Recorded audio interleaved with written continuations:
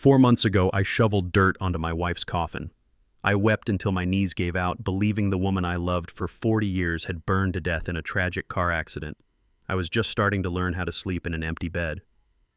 But last Tuesday, while walking down the frozen food aisle of my local grocery store, my grieving heart stopped beating, because standing right there examining a box of frozen peas was my dead wife. What I discovered after chasing her out of that store destroyed every single piece of my reality. Before I continue this story, let me know where you are watching from in the comments below. Hit like and subscribe if you believe the truth always finds a way to come out no matter how deep you bury it. My name is Maurice. I am 69 years old. I spent 40 years of my life working as a construction contractor building homes for families across the city. I built a life from the ground up with my own two hands with sweat and dirt. I thought I had built a solid foundation for my family.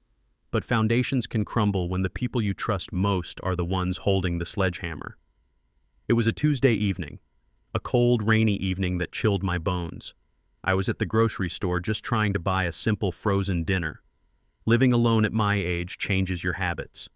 I pushed my cart down the aisle, staring blankly at the glass doors. Then I saw her, Valerie, my wife of 40 years, the woman I had buried 4 months prior. She was wearing an expensive cashmere coat I had never seen before. Her hair was styled perfectly. I froze. My breath caught in my throat. I blinked, thinking my mind was playing a cruel trick on a grieving old man. But she turned her head. It was her profile. Her nose. The exact way she pursed her lips when reading a label. I took a step forward and my voice cracked as I called out her name. Valerie. She stiffened. She turned and locked eyes with me. The look on her face was not confusion. It was sheer, absolute panic. She dropped the box of food and bolted toward the exit. I left my cart and ran after her. "Hey, stop!" I shouted, my heavy boots pounding against the linoleum floor. I pushed past an elderly couple rushing out the automatic sliding doors into the freezing rain. I saw her sprinting across the wet asphalt. She was fast, too fast for a woman her age. I pushed my tired legs to run faster, my chest heaving, fighting for air. "Valerie, wait!" I yelled again, but she did not look back. She reached a sleek black Mercedes parked at the edge of the lot, a luxury car with no license plates. She yanked the passenger door open, dived inside, and the car tires screeched against the wet pavement. The engine roared and the car sped away, disappearing into the city traffic. I stood there in the pouring rain, gasping for breath, my clothes soaked to the skin. My wife was alive. She had looked right at me and ran. I did not go home. I got into my truck and drove straight to the cemetery. The rain was coming down in sheets, washing mud across the narrow paths of the graveyard. I parked my truck and walked to the marble headstone I had paid for with my own hard-earned money. It read, "Valerie, beloved, wife and mother." I stood there looking down at the freshly grown grass covering the plot. My mind was racing, trying to piece together a puzzle that made absolutely no sense. 4 months ago, I received a call that changed my life. The police told me there had been a horrible car crash on the highway. A multi-car pileup and one vehicle had caught fire. They told me Valerie was inside. I remembered the agonizing pain of that day. I remembered breaking down in the hospital hallway. But then I remembered something else. Something I had overlooked in my blinding grief. I never actually saw her body. The authorities said the fire was too severe. They needed dental records to confirm the identity. And who had volunteered to handle all that terrible paperwork so I would not have to suffer? Brent, my son-in-law. Brent was a hotshot hedge fund manager on Wall Street, a slick-talking, arrogant white guy who thought his expensive suits and fancy degrees made him better than a retired black contractor like me. Brent had swooped in, playing the role of the capable, supportive son-in-law. He took my daughter Jada by the hand and told me he would take care of the grim details. He contacted the coroner. He brought in the dental records from a clinic I had never even heard of. He was the one who came back to my house with a sad look on his face and officially confirmed to me that the body in the morgue was indeed Valerie. He arranged for the closed casket. He handled the death certificate. I trusted him because I was too devastated to function. I let him manage everything because I thought he was protecting my daughter and me from the trauma. Now, standing in the freezing rain, staring at an empty grave, the realization hit me like a physical blow to the stomach. Brent had orchestrated the whole thing. He was the only one who verified her identity, the only one who communicated with the authorities about her medical records. If Valerie was alive running around in a cashmere coat and hopping into a black Mercedes, then who the hell was buried in the ground beneath my feet? And why would my son-in-law help my wife fake her own death? The rain soaked through my thick jacket, but I did not feel the cold anymore. I felt a burning rage starting to ignite in my chest.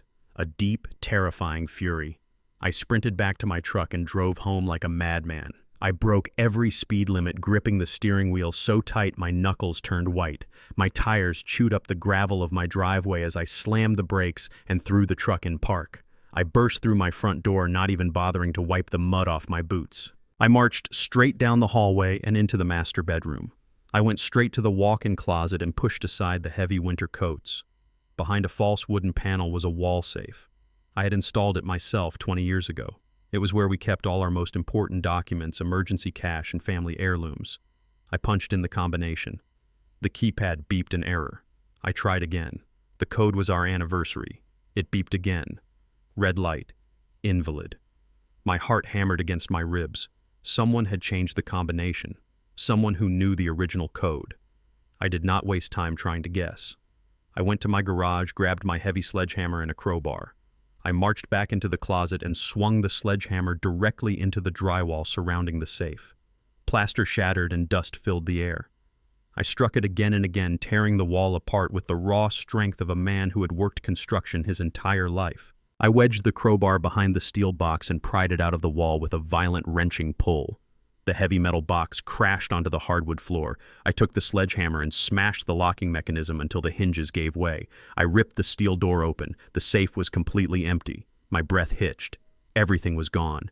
Valerie's passport was gone. Her original birth certificate was gone. And most damning of all, her inherited diamond collection, a set of flawless stones passed down from her grandmother worth tens of thousands of dollars, was completely missing. Those diamonds were supposed to be passed down to Jada. Valerie never took them out of the safe. Ever. But they were gone. A dead woman does not need a passport. A dead woman does not pack her birth certificate and take family diamonds into the afterlife. She had planned this. She packed her bags, cleaned out the safe, and used her own death as a smokescreen to walk away with a fortune. My own wife had plotted to escape her life with me. I stood over the shattered remains of my wall safe, my breathing heavy in the quiet house. My hands were still shaking, but my mind was sharpening, focusing with a cold clarity. I pulled my cell phone from my pocket and dialed Jada, my only daughter, the girl I had carried on my shoulders and worked double shifts to put through college. The phone rang 4 times before she finally answered. Her voice carried that familiar, irritated tone she always used when she felt interrupted. "Dad, I am in the middle of preparing for a dinner party. What is it?" I kept my voice steady, burying the rage deep down. "Jada, I just went into the closet to get some old tax papers. The safe is completely empty. Your mother's passport, her birth certificate, her grandmother's diamonds. They are all gone." There was a slight pause on the other end of the line, a hesitation that lasted just a fraction of a second, but to a man who had spent 40 years reading people on construction sites, it felt like an hour.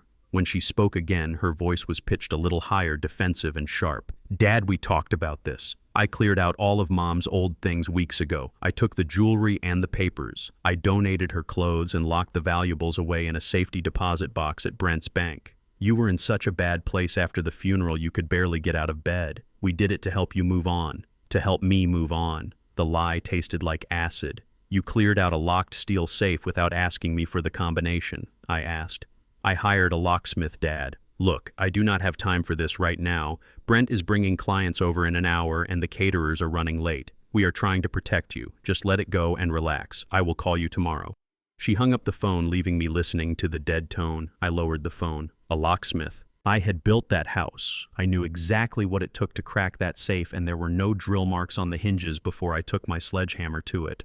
She had the combination. She was lying to my face.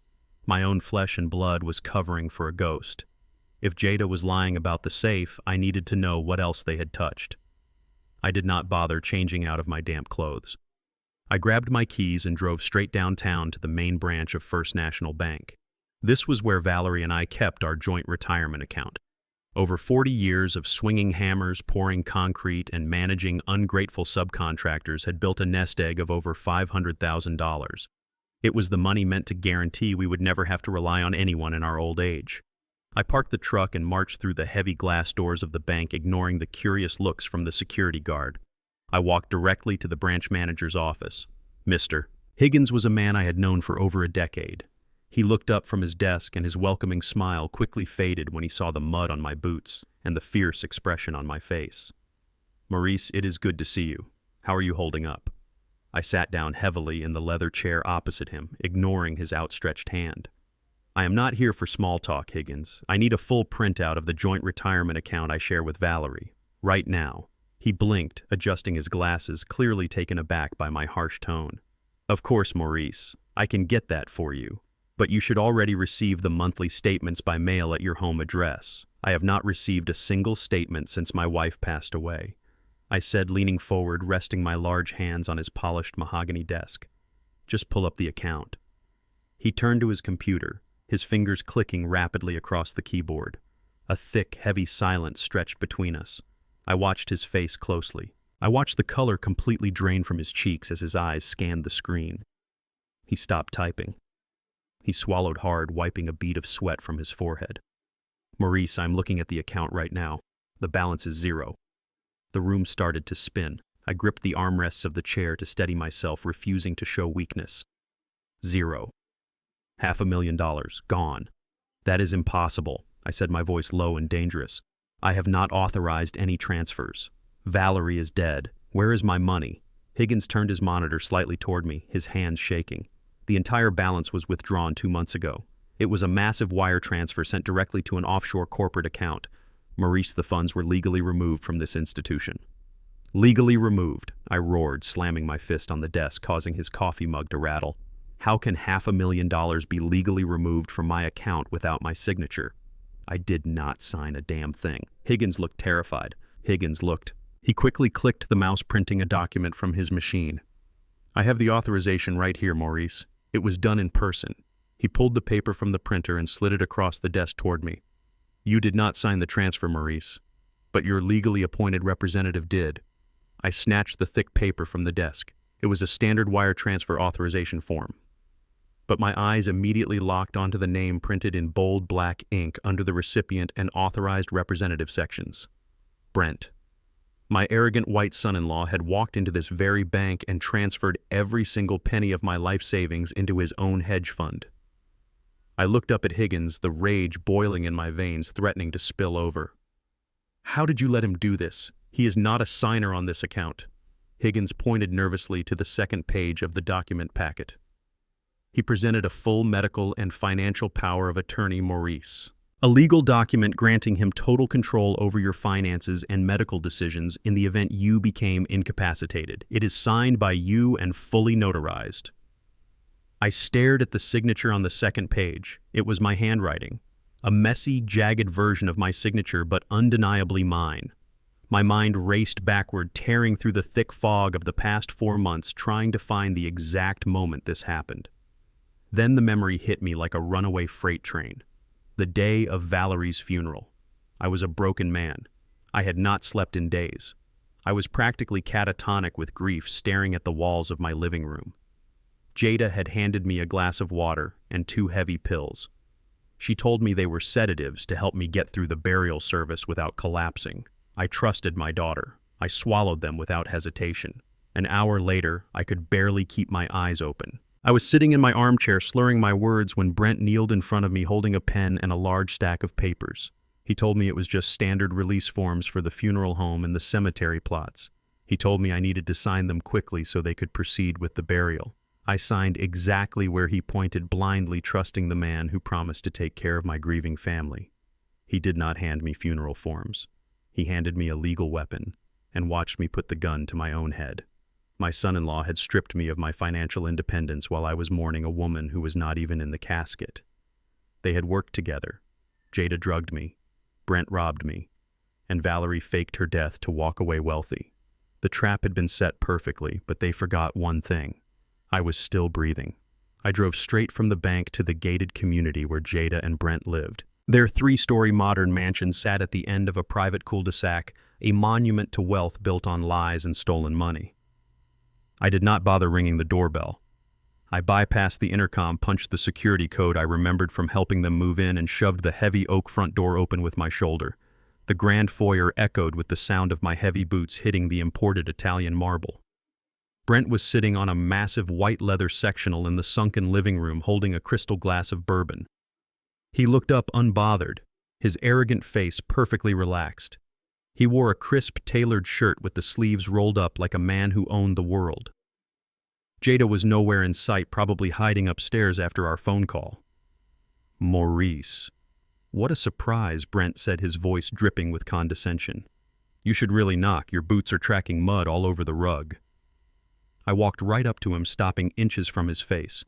Where is my $500,000, Brent? I did not yell. My voice was dangerously quiet, the kind of quiet that comes before a building collapses.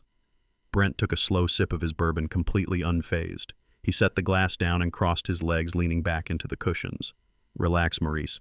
You are overreacting. I moved those funds into a high-yield offshore hedge fund. With Valerie gone and your retirement sitting in a dead savings account losing value to inflation, I stepped in to secure your financial future. It is what a good son-in-law does. You signed the power of attorney, remember. I am managing your portfolio so you do not have to stress about money during your grieving process. His audacity was staggering. He was looking a 69-year-old black man in the eye and casually admitting to draining his life savings, framing grand theft as a favor. He expected me to be the ignorant old contractor who did not understand high finance. He expected me to yell, to throw a punch, to act like an out-of-control old fool, so he could call the police and have me locked up. My hands curled into tight fists at my sides. Every muscle in my body screamed at me to grab him by his expensive collar and beat the truth out of his smug white face. I could have snapped his neck before he even had the chance to spill his drink. But a lifetime of working on dangerous job sites taught me one crucial rule. You never swing a hammer blindly.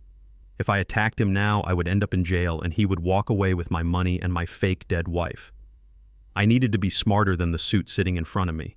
I needed to play the exact character he thought I was. I forced my fists to unclench. I let my shoulders slump forward, dropping the aggressive posture. I let out a long, trembling sigh, staring at the floor like a broken, defeated old man. I am just so tired, Brent, I said, letting my voice crack perfectly. Ever since the funeral, my mind has been a mess. I do not understand these hedge funds and wire transfers. I just panicked when the bank manager said the account was empty. I thought I had lost everything I built for Valerie. Brent's arrogant smirk returned immediately. He bought the performance completely. He stood up, patting my shoulder with the same fake sympathy he used at the cemetery. It is all right, Maurice. Grief does terrible things to the mind. You just need to rest. Let me handle the complex stuff. I will print out a portfolio summary for you next week so you can see how much money I am making you. Thank you, Brent, I mumbled, rubbing my forehead like I had a migraine. Do you mind if I use the guest bathroom before I head back home? The drive over here really took it out of me. Go right ahead, Maurice. Take your time, Brent said, already turning his back on me to pick up his bourbon. I walked down the long hallway toward the guest bathroom, but the moment I was out of his line of sight, my posture straightened. I bypassed the bathroom and slipped silently into Brent's home office at the end of the hall. The room was immaculate, sleek, modern desk, dual monitors, and no loose papers. Brent was too careful to leave physical evidence lying around. But arrogant men always make mistakes. I looked down at the heavy-duty paper shredder tucked under his desk. The bin was full of freshly sliced strips. I dropped to my knees, pulled the bin out, and dumped the tangled mess of shredded paper directly onto the expensive rug. I had maybe 5 minutes before he came looking for me. I began sifting through the chaotic pile of white strips, my eyes scanning for logos, addresses, or anything out of the ordinary. Most of it was financial jargon, useless banking codes. Then I spotted a thick, glossy strip of paper with a red tracking barcode. I quickly gathered every thick, glossy strip I could find in the pile. My calloused fingers moved with desperate precision, lining up the jagged edges on the dark wood floor. It was a puzzle with the highest stakes imaginable. I matched the red barcode lines, then the black printed text. It was not a bank statement. It was an express overnight delivery receipt from a premium courier service dated just 3 days ago. I aligned the middle section, holding my breath as the name of the recipient slowly formed in front of my eyes. Valerie Cole. Cole was her maiden name. The name she had abandoned 40 years ago when she stood at the altar and promised to be my wife. I pieced together the final section revealing the delivery address. It was a high-end luxury waterfront apartment complex located exactly 50 miles north of the city, a place where rent cost more in a month than I used to make in a year. The pieces of the puzzle slammed together, locking into place. Brent did not just steal my money to cover his own bad investments. He was actively funding Valerie's new life. He was paying for her luxury hideout using the very savings I had bled for. They had sat at my dinner table, smiled in my face, and plotted to discard me. I took my phone out and snapped several clear photos of the reconstructed receipt, making sure the tracking number, the name, and the address were perfectly legible. I scrambled the pieces back into the pile, shoveled the shredded paper back into the bin, and pushed it neatly under the desk. I stood up, adjusting my jacket, taking one last look at the office of the man who thought he had outsmarted me. I walked out of the room and flushed the toilet in the guest bathroom for effect. I met Brent back in the foyer, keeping my eyes lowered, acting like the confused father-in-law he expected to see. "I am going home to rest, Brent," I said quietly. "You do that, Maurice," he replied, taking another arrogant sip of his drink. "Drive safely, old man." I walked out to my truck, the cold night air hitting my face. I did not feel grief anymore. I did not feel confusion. I felt the cold, hard steel of purpose. I started the engine and put the truck in drive. The enemy had an address now, and I was coming for her. I drove away from the pristine streets of Brent's gated community and headed straight into the gritty industrial district of the city. I was not going to the police. The police require endless paperwork, formal warrants, and frustrating patience. I did not have any of those luxuries. I needed a man who understood exactly how high-level criminals operated because he used to hunt them for a living. I pulled my truck up to a weathered brick building and climbed the metal stairs to the second floor. I knocked twice on a frosted glass door before pushing it open without waiting for an answer. Tate looked up from a heavy wooden desk buried under empty coffee cups and glowing computer monitors. Tate and I went way back. He was a former financial fraud detective for the city police department, a man who was forced into early retirement because he preferred breaking rules over filling out bureaucratic reports. He was exactly the kind of dangerous ally I needed right now. I walked over and tossed my phone onto his cluttered desk, displaying the photo of the shredded shipping receipt I had reconstructed. "My wife is not in that grave, Tate. She is living 50 miles away under her maiden name, and my arrogant son-in-law is funding her luxury hideout with my stolen retirement money." Tate did not ask if I was losing my mind. He did not offer any empty, useless condolences. He just picked up the phone, studied the image intently, and cracked his knuckles. He asked me who officially identified the body at the morgue. I told him Brent handled every single detail through a private dental clinic on the east side of town. Tate turned to his monitors, his fingers flying across the keyboard with a practiced mechanical speed. If Brent bought a fake death certificate, he had to pay the guy who signed it. Tate muttered, his eyes scanning lines of green code. "Dental records are completely digitized now, Maurice. And anything digital leaves a permanent footprint. We just need to find the back door into the clinic's private servers." For the next 20 minutes, the room was dead silent except for the rhythmic clacking of the keyboard. Tate was systematically bypassing the clinic's outdated security firewalls, slicing through their encrypted patient files like a hot knife through butter. He pulled up Valerie's file from the exact date of the crash.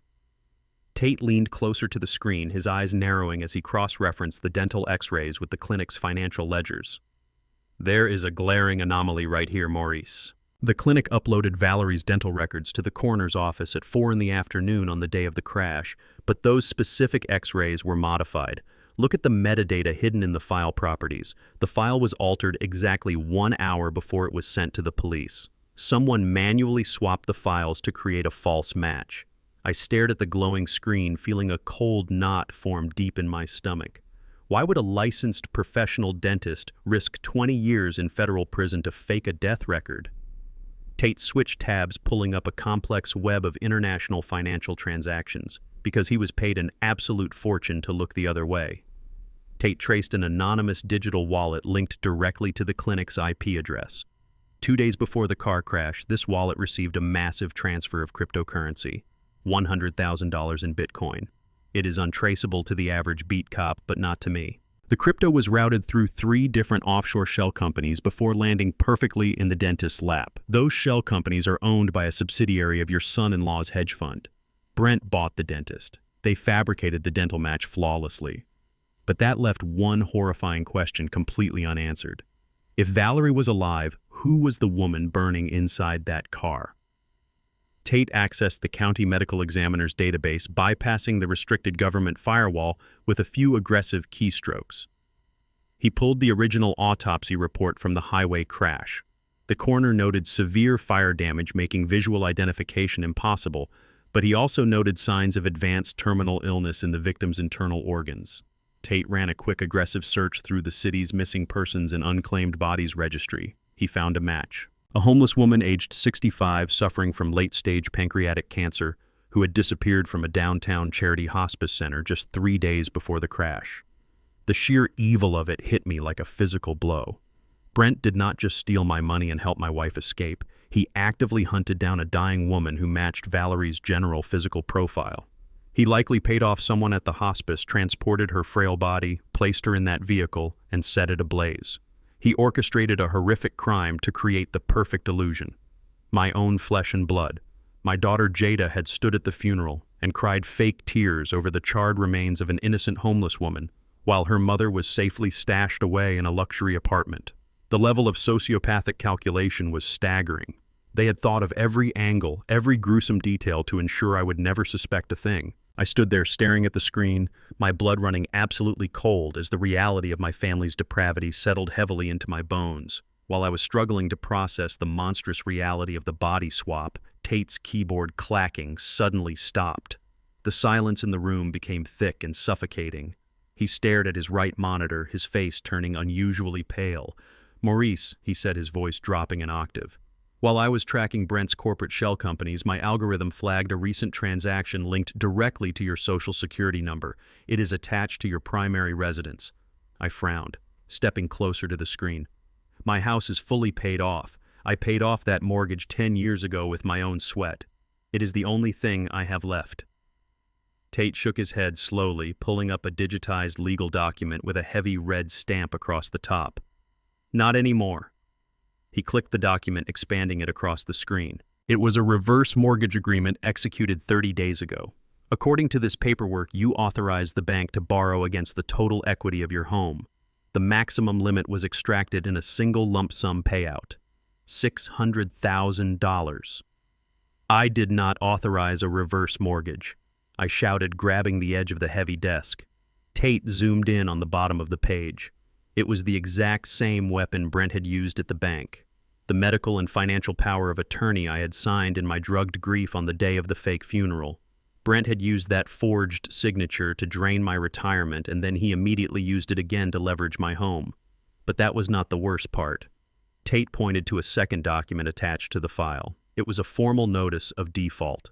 The funds were withdrawn, but the mandatory property taxes and initial collateral fees were intentionally left unpaid. "The bank has already initiated foreclosure proceedings, Maurice," Tate said quietly. "They are fast-tracking the legal process because of the delinquent status. You have exactly 30 days before the sheriff's department shows up at your front door to throw you out on the street." My chest tightened as the air was sucked out of the room.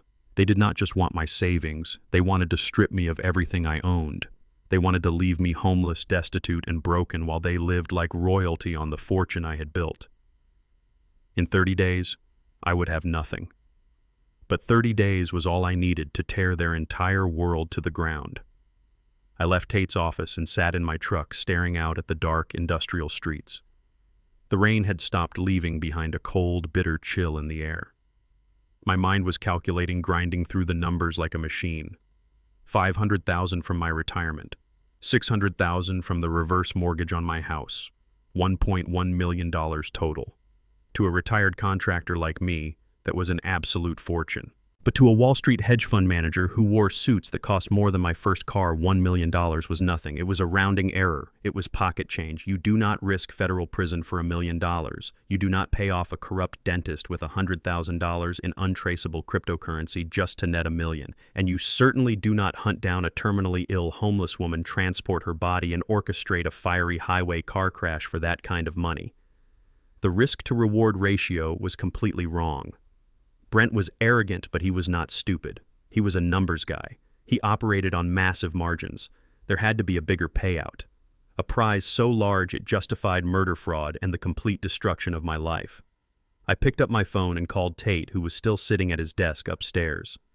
"Tate, the math is wrong," I said, my voice echoing in the empty cab of my truck. $1 million is not enough for Brent to get his hands dirty. There is a missing piece to this puzzle. A massive piece. Tate went silent on the other end. You are thinking life insurance, Maurice. Exactly, I replied, gripping the steering wheel tight. If Valerie is legally dead, the biggest payout would come from a life insurance policy. But I handled all our insurance for 40 years. We only had a standard $50,000 policy to cover burial costs. Someone took out a secret policy on her. A big one. Tate exhaled loudly. Finding a secret policy across hundreds of national providers would take a subpoena, Maurice.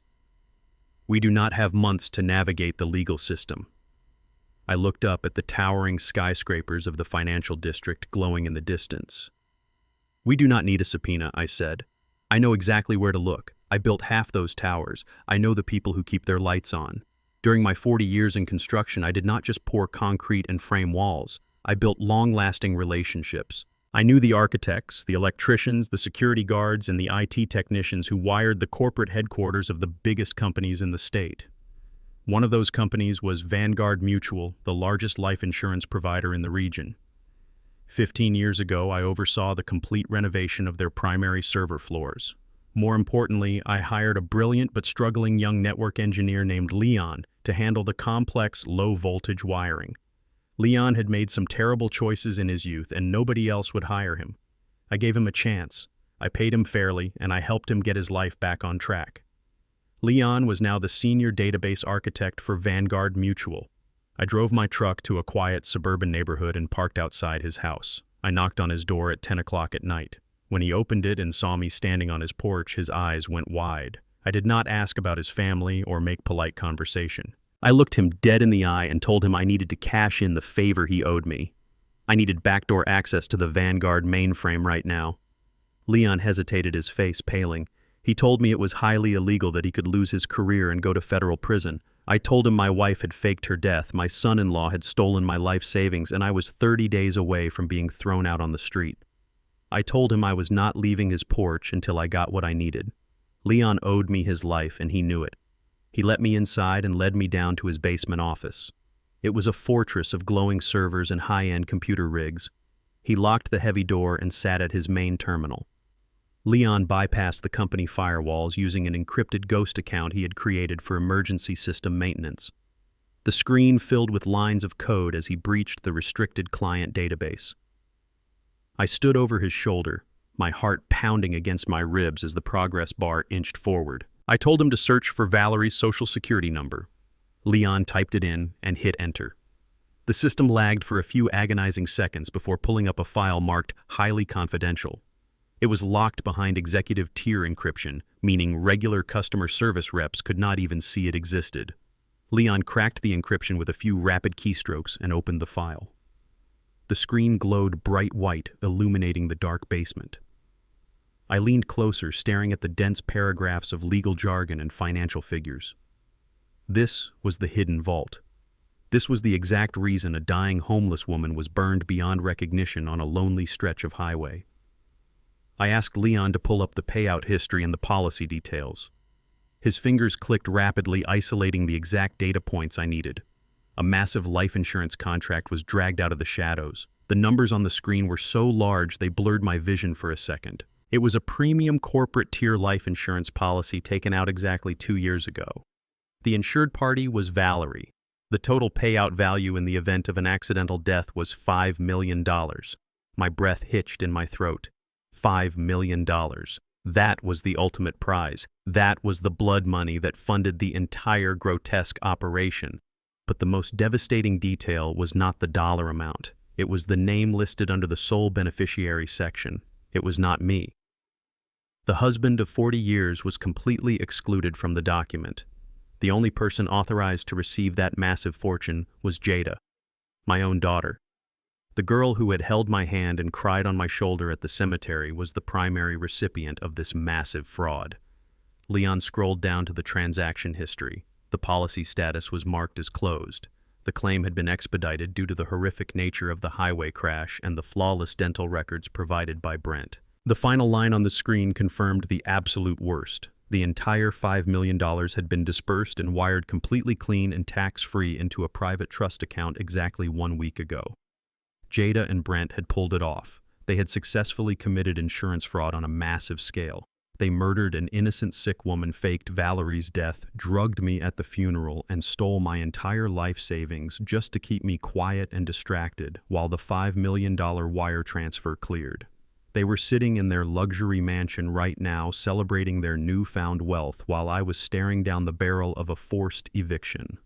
The sheer magnitude of their betrayal was beyond anything I could have ever imagined. It was pure, unadulterated evil. I asked Leon to print every single page of the policy, the claim forms, and the wire transfer receipts. I gathered the warm papers from the printer, folding them carefully into my jacket pocket. I thanked Leon and walked out into the cold night air. They had 5 million reasons to think they had won this game, but they had no idea that a dead man walking was about to freeze their blood money. I sat in my truck with the warm printed pages of the insurance policy resting against my chest.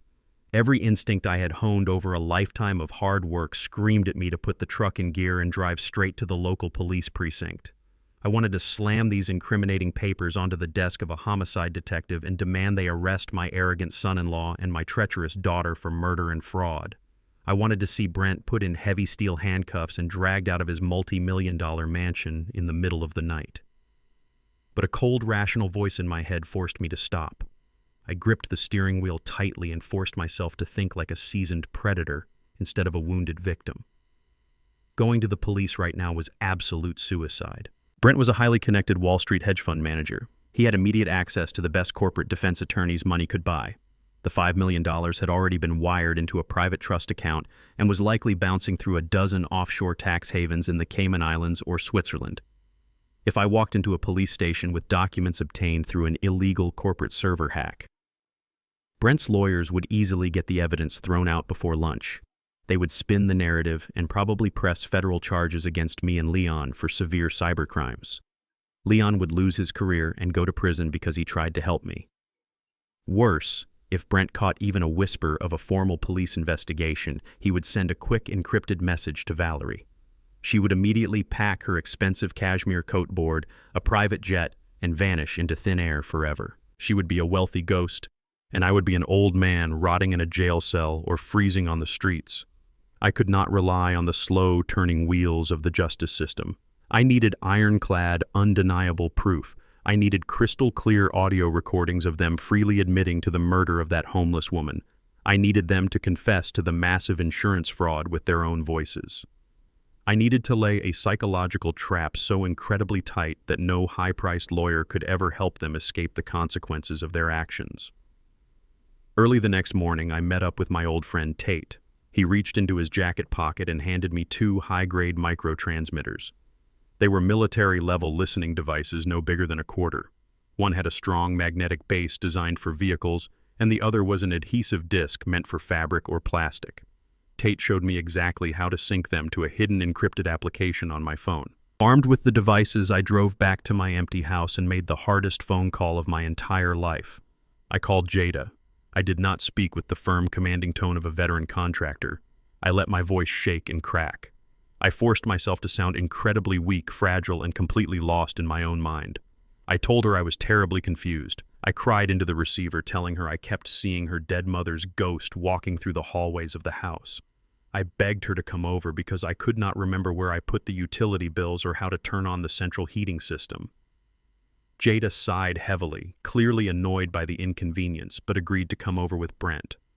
Less than an hour later, their sleek black Mercedes pulled into my driveway. I unlocked the front door and shuffled back to my worn armchair, wrapping a thick knitted blanket around my shoulders. When they walked into the living room, I put on the greatest performance of my life. I looked up at them with vacant, tear-filled eyes. I mumbled nonsensically about how cold the house was. I repeatedly asked Jada when Valerie was coming back from the grocery store. The display of vulnerability was deeply humiliating but completely necessary. I watched the silent interaction between my daughter and her husband. Brent shot Jada a smug, satisfied smirk. They truly thought their wicked plan was working perfectly. They thought the heavy grief and the medication had finally broken my mind, accelerating my rapid decline into severe dementia. Jada sat on the edge of the sofa, placing her expensive designer handbag on the floor right next to my armchair. She patted my knee with disgusting fake sympathy. "Oh, Dad, you are just so confused," she cooed. "Mom is gone, remember? Brent and I are going to take care of everything for you from now on. You do not need to worry your head anymore." I nodded slowly, wiping a fake tear from my wrinkled cheek. I clumsily leaned forward, acting like I was struggling to adjust the blanket around my legs. My hand brushed against the hardwood floor right next to her purse. With a swift, practiced motion, I peeled the backing off the adhesive bug and stuck it deep under the thick leather fold at the bottom of her bag. It was completely invisible. After another 20 agonizing minutes of enduring their patronizing fake sympathy, I told them I was exhausted and needed to sleep. I insisted on walking them out to their car to get a breath of fresh air. Brent unlocked the Mercedes with his key fob. As I stepped off the front porch, I purposefully stumbled, pretending my weak knees had given out. I dropped my house keys onto the paved driveway right next to the driver's side door. Brent sighed in visible annoyance and looked away while Jada checked her phone messages. I dropped to one knee to retrieve my keys. In that split second, I took the second magnetic transmitter and slapped it hard against the inner metal chassis of the car, directly beneath Brent's seat. I stood back up, leaning heavily on the car door, and thanked them for taking the time to visit an old man. They drove away completely unaware that they were now carrying my ears directly into their most private spaces. I spent the rest of the day sitting alone at my kitchen table, staring intensely at the audio feed application on my phone. For hours, there was nothing but the mundane sounds of city traffic and their muffled conversations about expensive dinner reservations. But I was patient. A man who spends his entire life building houses knows that waiting for the concrete foundation to set is the most important part of the job. At 11 o'clock that night, the green indicator light on the application began to pulse rapidly. The transmission was coming clearly from the bug planted on Jada's handbag. She was not in the same room as Brent. The background noise was completely silent, indicating she had locked herself in a private bathroom or a walk-in closet. I put my headphones on and cranked the volume to the maximum level.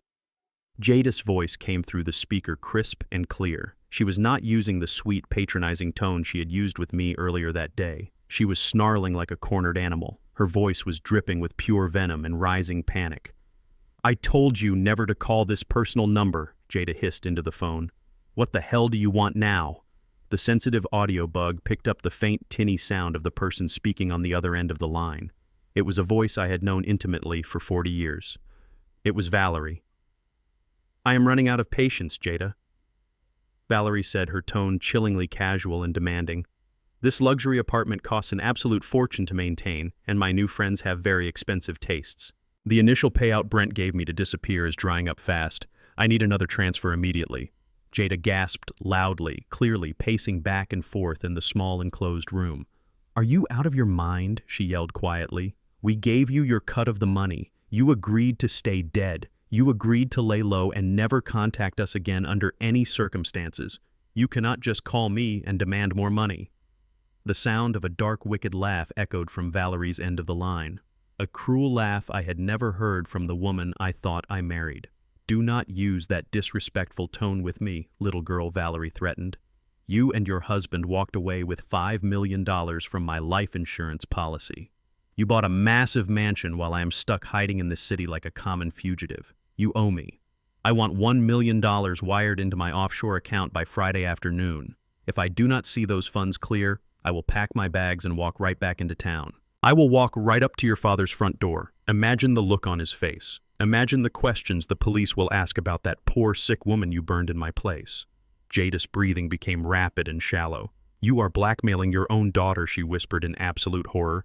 "It is just business, sweetie," Valerie replied coldly. $1 million by Friday, or the ghost comes home to ruin your perfect life." The call abruptly disconnected. I sat in the dark kitchen, the audio recording safely saved and backed up to my secure cloud server. A grim, satisfied smile spread across my face. The thieves were finally turning on each other. The fragile foundation of their lies was cracking under the heavy weight of their own greed. And I was going to be the man to light the match and watch their whole world burn to the ground. The address from Brent's shredded delivery receipt burned in my mind like a branding iron. I did not sleep a single wink that night. I sat in the dark living room waiting for the sun to rise, feeling the heavy weight of the audio recording settling into my bones. By late afternoon, I grabbed my keys, a thermos of black coffee, and my heavy-duty hunting binoculars. I left my house and merged onto the northbound highway, driving the exact 50 miles to the destination printed on that reconstructed piece of paper. The scenery shifted dramatically as I left the familiar working-class neighborhoods of the city and entered the exclusive waterfront district. This was an area designed specifically to keep people like me out. Massive glass towers overlooked a private marina filled with luxury yachts and expensive sailboats. I found the address easily. It was a towering modern structure with floor-to-ceiling windows, a private security gate, and a manicured courtyard.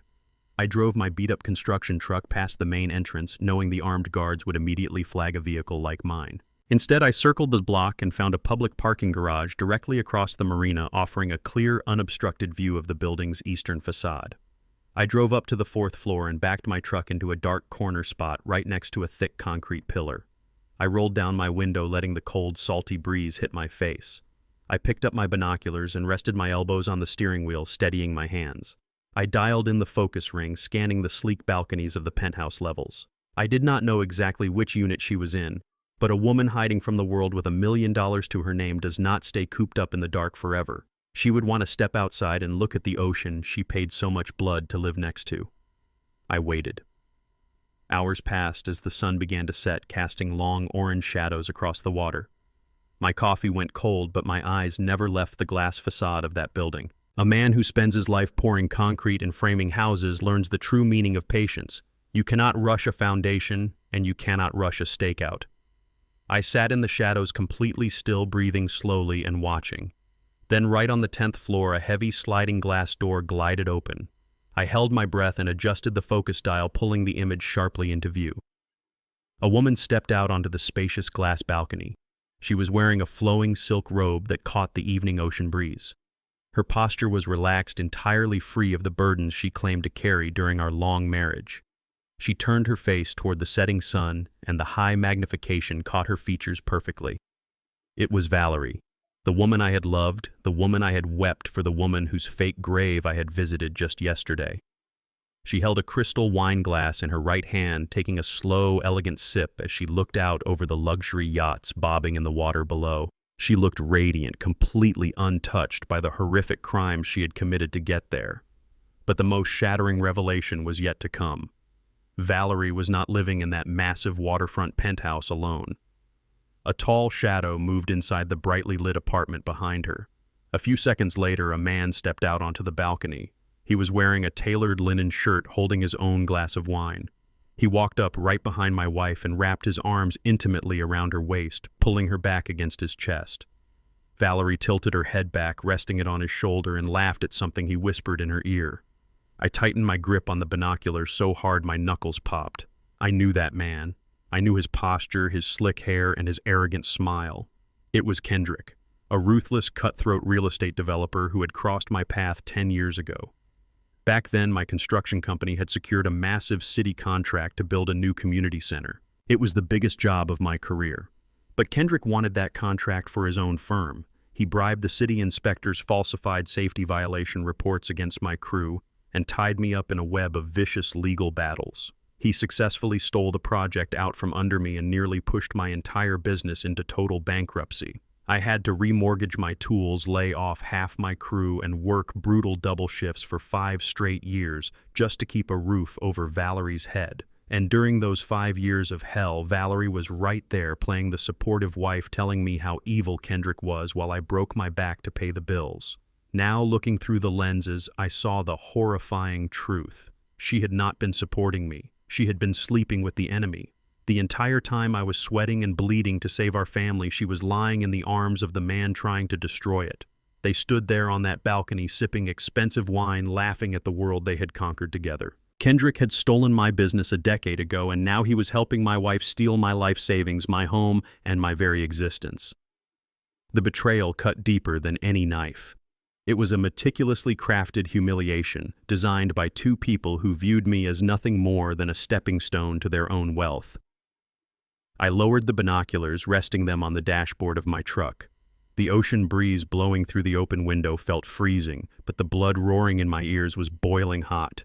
The pieces of this monstrous puzzle were finally completely assembled in my mind. Valerie did not just fake her own death to escape a boring marriage. She did not just orchestrate an elaborate insurance fraud to get rich and live quietly. She did it to openly live a life of extreme luxury, with her secret lover using blood money that had been effectively laundered by our own daughter. Jada and Brent had burned an innocent homeless woman alive to collect $5 million, keeping the bulk of the money for their Wall Street lifestyle while funneling a massive cut to Valerie and Kendrick. My entire family had been a coordinated criminal enterprise functioning right under my nose. They had looked at me, the man who provided for them, protected them and loved them unconditionally, and saw nothing but a disposable asset. They wanted me to die a slow, miserable death alone in a nursing home, or out on the freezing streets stripped of my home and my dignity. The sheer magnitude of their cruelty was breathtaking. But sitting there in the dark cab of my truck, staring up at that glowing penthouse, I did not scream. I did not smash my fists against the steering wheel or cry out to the heavens for justice. The intense burning rage that had consumed me since I saw her in the grocery store suddenly crystallized into something entirely different. It turned into absolute freezing ice. I reached up and slowly rolled the window up, shutting out the sound of the ocean and the city traffic. I started the engine, the deep rumble of the heavy block motor vibrating through my boots. I put the truck in gear and slowly pulled out of the parking garage, driving back toward the city. I was no longer an old grieving widower scrambling for answers in the dark. I was a man with a singular, devastating purpose. I was going to systematically dismantle their entire world, brick by brick, dollar by dollar. I would not leave them a single penny to their names. I would not leave them a shred of their freedom or their arrogant pride. The fury in my chest had transformed into a silent, calculated death sentence. They wanted to play a high-stakes game of deception and ruin. They were about to learn that you never pick a fight with the man who knows exactly how to tear the foundation out from under your feet. I sat in my kitchen the next morning drinking a cup of black coffee. I was waiting for the enemy to make his next move. I knew Brent. Men who build their lives on stolen money are constantly looking over their shoulders. They live in a permanent state of high alert. My phone buzzed on the table. It was Tate calling on a secure, encrypted line. He told me that our intrusion into the dental clinic records and the offshore shell companies had not gone completely unnoticed. Brent employed a team of elite corporate cybersecurity experts to monitor his accounts. Tate had bounced his signal through a dozen dummy servers, but the firewall still registered a ghost query. Someone was knocking on the digital doors of Brent's stolen fortune. Less than 10 minutes after I hung up with Tate, the audio application on my phone began to pulse with a bright green light. The bug I had slapped under the chassis of Brent's Mercedes was transmitting a live conversation.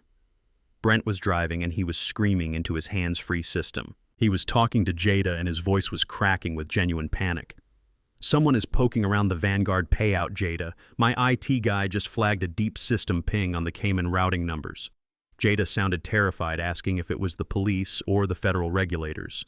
Brent told her he did not know, but they could not afford to wait around and find out. He told her they needed to accelerate their timeline immediately. He said they could not wait for the bank to foreclose on my house in 30 days. If investigators started digging into my assets while I was still lucid and living in the community, the whole scheme could unravel. "We need to lock the old man away today," Brent barked, hitting the steering wheel. "We need to neutralize him completely and take the house before he talks to anyone. I am going over there right now." The call ended abruptly. I did not panic. I simply finished my coffee, washed my mug in the sink, and sat down in my worn armchair. I was ready for him. An hour later, a loud, aggressive pounding echoed through my house. Brent did not even bother using the doorbell. I shuffled to the front door, letting my shoulders droop and my hands tremble slightly. I unlocked the deadbolt and Brent pushed his way inside without an invitation. He was wearing a sharp tailored suit, but his tie was slightly loosened and a thin sheen of sweat coated his forehead. The polished, arrogant hedge fund manager was beginning to show cracks under the pressure. He marched straight into my living room and slammed a thick manila folder onto my coffee table. I stood near the doorway, playing the part of a confused and frightened old man. "What is going on, Brent?" I asked, letting my voice waver. "Why are you so angry?" Brent turned to face me, his eyes cold and devoid of any human empathy. He pointed a manicured finger at the folder on the table. "That is your reality check, Maurice. I had a private medical consultant review the reports Jada and I provided regarding your recent erratic behavior, your sudden memory lapses, your wild accusations, your total inability to manage your own basic needs. The doctor has officially diagnosed you with severe onset dementia, accompanied by violent paranoid delusions." I stared at him, pretending to be shocked. You had a doctor evaluate me without me even being in the room. Brent let out a harsh, cruel laugh. With the medical power of attorney you signed, I can authorize any psychiatric evaluation I deem necessary for your safety. And according to this official medical document, you are a danger to yourself and others. I have the legal authority to have you involuntarily committed to a state-run psychiatric ward by this evening. Do you know what those state facilities are like, Maurice? They will lock you in a small white room, pump you full of heavy sedatives, and leave you staring at a padded wall until the day you die. My chest tightened, but I kept my face frozen in an expression of sheer terror. You would lock me away in an asylum, Brent. He took a step closer, towering over me with a sickening smirk. I do not want to do that, Maurice. I want you to be comfortable. So here's the deal. You are going to sign a quitclaim deed transferring the total remaining equity and ownership of this property directly to my holding company. If you sign the house over to me right now, I will use my own money to pay off your bank debts. I will quietly move you into a high-end private assisted living facility where you can live out your final years in peace. If you refuse, I will make one phone call and the paramedics will drag you out of here in a straitjacket. You have exactly 1 minute to decide. I looked down at the documents spread across my coffee table. The threat was absolute. He was using a fabricated medical diagnosis to extort a highly valuable piece of real estate from a vulnerable senior citizen. It was a textbook felony, the kind of crime that carries a mandatory minimum sentence in federal prison. I slowly reached out with a trembling hand and picked up the heavy gold pen he had placed next to the paperwork. I did not argue. I did not beg for mercy. I did not raise my voice to defend my sanity. I simply looked at him with watery eyes and nodded in defeat. I clicked the pen open and leaned over the coffee table. I placed the tip of the pen on the signature line of the quitclaim deed. Brent stood over me, his chest puffed out in total triumph. He actually thought he had broken me. He thought his intimidation tactics had crushed the last remaining shred of my willpower. He had no idea that I had spent the previous evening sitting in the private office of lawyer Hayes. Hayes was a veteran financial litigator who specialized in dismantling high-level corporate fraudsters. We knew Brent would make a desperate grab for the house. We prepared a very specific legal snare. As I moved the pen across the paper, I did not use my normal signature. I used an exact, deliberate variation. I altered the loop of the first letter and crossed the final stroke at a sharp, specific angle. It was a legally registered duress signature. Hayes and I had officially filed it with the state notary board 24 hours prior. It was a binding legal mechanism designed specifically to prove that a document was signed under the direct threat of extortion. I finished signing the deed and placed the pen down. I stood up and handed the fraudulent document directly to the man who ruined my family. Brent snatched the paper from my hand, his arrogant smirk returning in full force. "Good boy, Maurice," he sneered, tapping the document against his palm. "I will have the transport team here by tomorrow morning to collect you. Pack a small bag. You will not need much where you are going." He turned on his heel and marched out the front door, slamming it shut behind him. I stood in the quiet living room listening to the roar of his engine as he sped away. A faint, cold smile touched my lips. He thought he just stole my house. In reality, he had just tied a federal noose tightly around his own neck. The moment the sound of Brent's engine faded into the distance, I dropped the trembling old man act completely. I stood up straight, rolling my shoulders, and marched directly to my hall closet. I pulled out a heavy, weather-beaten leather briefcase I used for my biggest contracting jobs. Inside, I meticulously placed every single piece of ammunition I had gathered over the past grueling week. The flash drive containing the wiretapped audio of my daughter plotting with her fake dead mother. The digital copies of the Vanguard life insurance policy that paid out $5 million blood-soaked dollars. The reconstructed express delivery receipt proving Valerie was hiding 50 miles away in a luxury penthouse. The falsified dental records Tate had pulled from the dark web. And finally, the most crucial piece of evidence, the carbon copy of the quitclaim deed I had just signed under the direct threat of a fraudulent psychiatric hold. I locked the brass latches on the briefcase, walked out to my truck, and drove straight to the downtown legal district. Lawyer Hayes was waiting for me in his corner office overlooking the city. Hayes was a sharp, fiercely intelligent man who moved with the quiet, lethal grace of a great white shark. I set the heavy leather briefcase on his polished mahogany desk and popped it open. I handed him the quitclaim deed first. He inspected the altered signature, holding it up to the harsh light of his desk lamp. He gave a sharp, deeply satisfied nod. "The duress signature is perfectly executed," Maurice Hayes said, his voice a low, gravelly rumble echoing in the quiet office. "By forcing you to sign this document under the threat of involuntary commitment, Brent has officially crossed the line from civil fraud into federal extortion. We have him dead to rights." I leaned back in the heavy leather guest chair, resting my large, calloused hands on my knees. "I do not just want him arrested, Hayes," I told him, my voice cold and steady as steel. "I want him absolutely gutted. I want them all to lose everything they have stolen and everything they ever cared about. They wanted to strip me to the bone, so I am going to do the exact same thing to them." Hayes closed the folder and steepled his fingers, resting his chin on his hands. A predatory smile crept across his face. "Then it is time to stop playing defense, Maurice. It is time to go on the offensive. We are going to drop a bomb right in the middle of their greedy little world." Hayes unlocked his bottom desk drawer and pulled out a thick file bound with heavy red tape. He slid it across the desk toward me. This was my ultimate trump card. A massive financial secret I had buried so deep even my own wife had no idea it existed. 20 years ago, when my construction business was booming and the city was expanding, I took a massive financial risk. I purchased 50 acres of undeveloped commercial land on the rapidly growing west side of the city. I bought it dirt cheap during a massive market downturn. I did not put the land in my personal name or Valerie's name. I buried the ownership under a blind corporate LLC structured entirely by Hayes to protect my assets from the very real threat of cutthroat developers like Kendrick.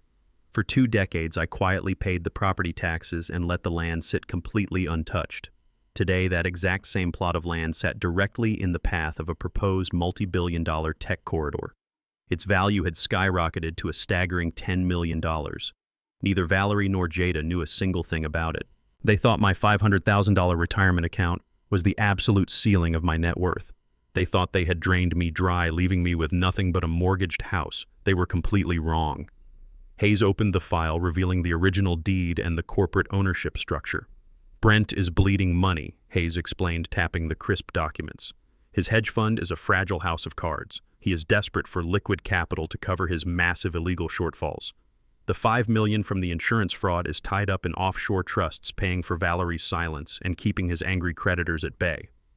If we dangle $10 million of prime domestic real estate right in front of his face, he will completely lose his mind. He will bite so hard he will snap his own neck." I nodded, giving Hayes the green light to initiate the trap. Hayes immediately picked up his office phone. Over the next hour, he made 3 very specific, very calculated phone calls. He called a high-profile commercial real estate broker known for having a big mouth. He called a city zoning commissioner who owed him a major favor. And finally, he called the board of directors for the largest veterans charity foundation in the state. He planted a massive, highly detailed rumor. He leaked the fact that Maurice, the retired construction contractor, was the true owner of the West Side commercial plot. And more importantly, he leaked that I was drafting the final legal paperwork to donate the entire $10 million property to the Veterans Foundation by the end of the week, free and clear. In the high-stakes world of commercial real estate, rumors spread faster than a wildfire in dry brush. By the time I left Hayes' office, the trap was set. The bait was floating in the water. We just had to wait for the sharks to smell the blood in the water. I did not have to wait long. I was sitting in my truck parked outside a quiet local diner when the audio application on my phone lit up like a beacon. The transmitter I had planted under Brent's car was broadcasting a frantic, explosive conversation. Brent was screaming so loud the audio feed was distorting, clipping at the high ends. 10 million Jada, $10 million. He yelled violently, slamming his hand against the steering wheel. "How did you not know your father was sitting on $10 million of prime commercial real estate?" Jada's voice was shrill, filled with a sickening mix of shock and pure, unadulterated greed. "I had no idea, Brent. Mom never said a single word about any land. He must have bought it decades ago through a shell company." I heard the harsh screech of tires as Brent took a sharp, aggressive turn. "My broker just called me in an absolute panic," Brent shouted. "He said your father's lawyers are drawing up the paperwork right now. He is going to give the entire plot away to a veterans charity by Friday. He is going to give away $10 million to a bunch of strangers. We cannot let that happen, Jada. I need that land to save my fund from collapsing." There was a brief, breathless pause on the line as the sheer magnitude of the money completely consumed them. The plan they had so carefully constructed was suddenly a massive liability. Brent, Jada said, her voice dropping to a harsh, desperate whisper. If you send the psychiatric transport team tomorrow morning to drag him into an asylum, he will be legally declared incompetent. An incompetent man cannot legally sign over corporate real estate assets. The state will freeze the property indefinitely. We will never be able to touch a single dime of it. I heard Brent curse loudly, violently, striking the dashboard again. You are right. You are absolutely right. He spat, his breathing heavy and ragged. I have to call the medical team and cancel the transport immediately. We have to keep him out of the psychiatric ward. We need him legally sane and fully competent to sign the transfer documents for the LLC. He has to willingly sign that land over to us before Friday. The call disconnected, leaving me smiling in the dark cab of my truck. Their towering greed had just saved me from the asylum. They had swallowed the bait completely. Now they had no choice but to keep me safely in my home, desperately trying to manipulate the man they thought they had already destroyed. The very next morning, Jada showed up at my front door holding a basket of fresh-baked muffins, playing the role of the devoted daughter to absolute perfection. She was clearly sent by Brent to smooth things over to keep me calm and compliant until they could slide the deed for the $10 million property in front of my face. I invited her inside, acting pleasantly surprised and appropriately scatterbrained. I shuffled to the kitchen to make some tea, leaving my cell phone sitting face up on the center of the coffee table right next to where Jada was sitting. I had timed this perfectly with Lawyer Hayes. Exactly 5 minutes into her visit, my phone began to ring loudly. I walked back into the living room, wiping my hands on a dish towel, and fumbled with the device. I tapped the speakerphone button, acting as if my arthritic fingers had slipped. Hayes' deep, authoritative voice echoed clearly through the quiet living room. Maurice, I have an urgent update regarding the Vanguard Mutual Life Insurance policy. Hayes announced, his tone strictly professional and incredibly urgent. Jada froze mid-sentence. Her eyes locked onto the phone, and the artificial warmth instantly drained from her face. I have spent the last 48 hours auditing the claim documents, Hayes continued smoothly. We have uncovered massive, glaring irregularities. The signature authorizing the $5 million payout was definitely forged. Furthermore, the timeline of the medical examiner report does not align with the accelerated disbursement of the funds. This goes way beyond a simple civil dispute, Maurice. This is a highly coordinated multi-million-dollar insurance fraud. I put on a mask of deep confusion, leaning closer to the phone. Fraud? I asked, my voice trembling. Are you sure, Hayes? What does this mean? It means we are bypassing the local authorities, Hayes replied, his voice carrying a lethal weight. I have compiled a complete master dossier of the forged documents and the offshore routing numbers. I am scheduling a sit-down meeting with the Financial Crimes Division of the FBI tomorrow morning. We are going to hand this entire conspiracy over to the federal government. They will rip this case wide open. I saw Jada's hands start to shake violently. The basket of muffins she brought trembled on her lap. Okay, Hayes, I mumbled, acting overwhelmed. You do what you have to do. I hung up the phone and looked at my daughter. She was pale as a ghost, gasping for air like she had just been punched in the throat. Dad, she stammered, standing up so fast she almost knocked over the coffee table. I just remembered I left the stove on at home. I have to go right now. I will call you later. She practically sprinted out of my front door, leaving her purse and her fake affection behind. I walked over to the front window and watched Jada practically fall down the porch steps in her expensive heels. She yanked open the door of her luxury SUV and threw herself into the driver's seat, slamming the door shut. I did not waste a single second. I pulled my phone out of my pocket and immediately opened the secure audio application linked to the transmitter I had slapped under her husband's car. Since she was driving Brent's vehicle today, the connection was crystal clear. The audio feed hissed slightly before picking up the sound of her frantic, jagged breathing. She was hyperventilating, pounding her hands against the leather steering wheel in pure, unadulterated panic. The automated dialer on her dashboard beeped loudly as she frantically initiated a call. It rang twice before a woman answered. It was Valerie. My fake dead wife answered the phone with a slow, lazy drawl, sounding like a woman who did not have a single care in the entire world. What is it? Jada Valerie asked, annoyed. I am in the middle of a massage. Mom, you need to shut up and listen to me, Jada screamed, her voice cracking with absolute terror. The whole plan is falling apart. Everything is completely falling apart right now. Valerie's tone shifted instantly, dropping the lazy arrogance. What are you talking about? What happened? I was just sitting in my father's living room. Jada sobbed, gripping the steering wheel so hard the leather creaked. His lawyer called him on speakerphone. They know Mom. They know about the Vanguard policy. The lawyer found the forged signatures and the fake timeline. He has a whole dossier, and he is taking it straight to the FBI tomorrow morning. Federal agents are going to be involved, Mom. They are going to trace the $5 million right back to us. The line went dead silent for a few seconds as the gravity of the situation hit the luxury penthouse 50 miles away. Jada did not give her mother time to process the incoming destruction. "You have to pack your bags right now," Jada ordered, her voice dropping to a harsh, desperate whisper. "You cannot stay in that apartment. You cannot stay in this country. Brent and I can handle the local auditors if we buy enough time, but if the FBI finds out you are alive, the entire body swap is exposed. You need to get to the airport tonight. Use the fake passport Brent bought for you and fly straight to South America. Go to Argentina or Brazil, anywhere without a strict extradition treaty. You have to disappear for real this time. Cut up your credit cards, smash your phone, and get out of that penthouse before the federal agents kick the door down. You have to leave right now." The audio feed captured the heavy silence following Jada's frantic demands. I sat in my armchair listening intently as the foundation of their criminal alliance began to crumble under the extreme pressure.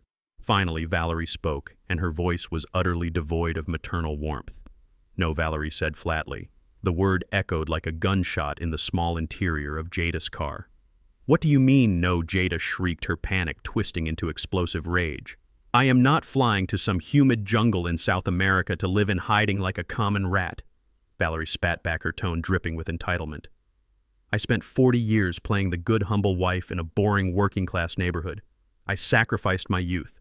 I helped you and Brent secure $5 million so I could finally live the life of luxury I deserve. I am drinking expensive wine and looking at the ocean. I am not running anywhere." "Mom, they are going to the FB." Jada screamed, her voice breaking into a hysterical sob. "If they find you, we are all going to spend the rest of our lives in federal prison for murder and fraud. You have to leave. Do not try to command me, little girl." Valerie growled, her voice turning ice cold and incredibly dangerous.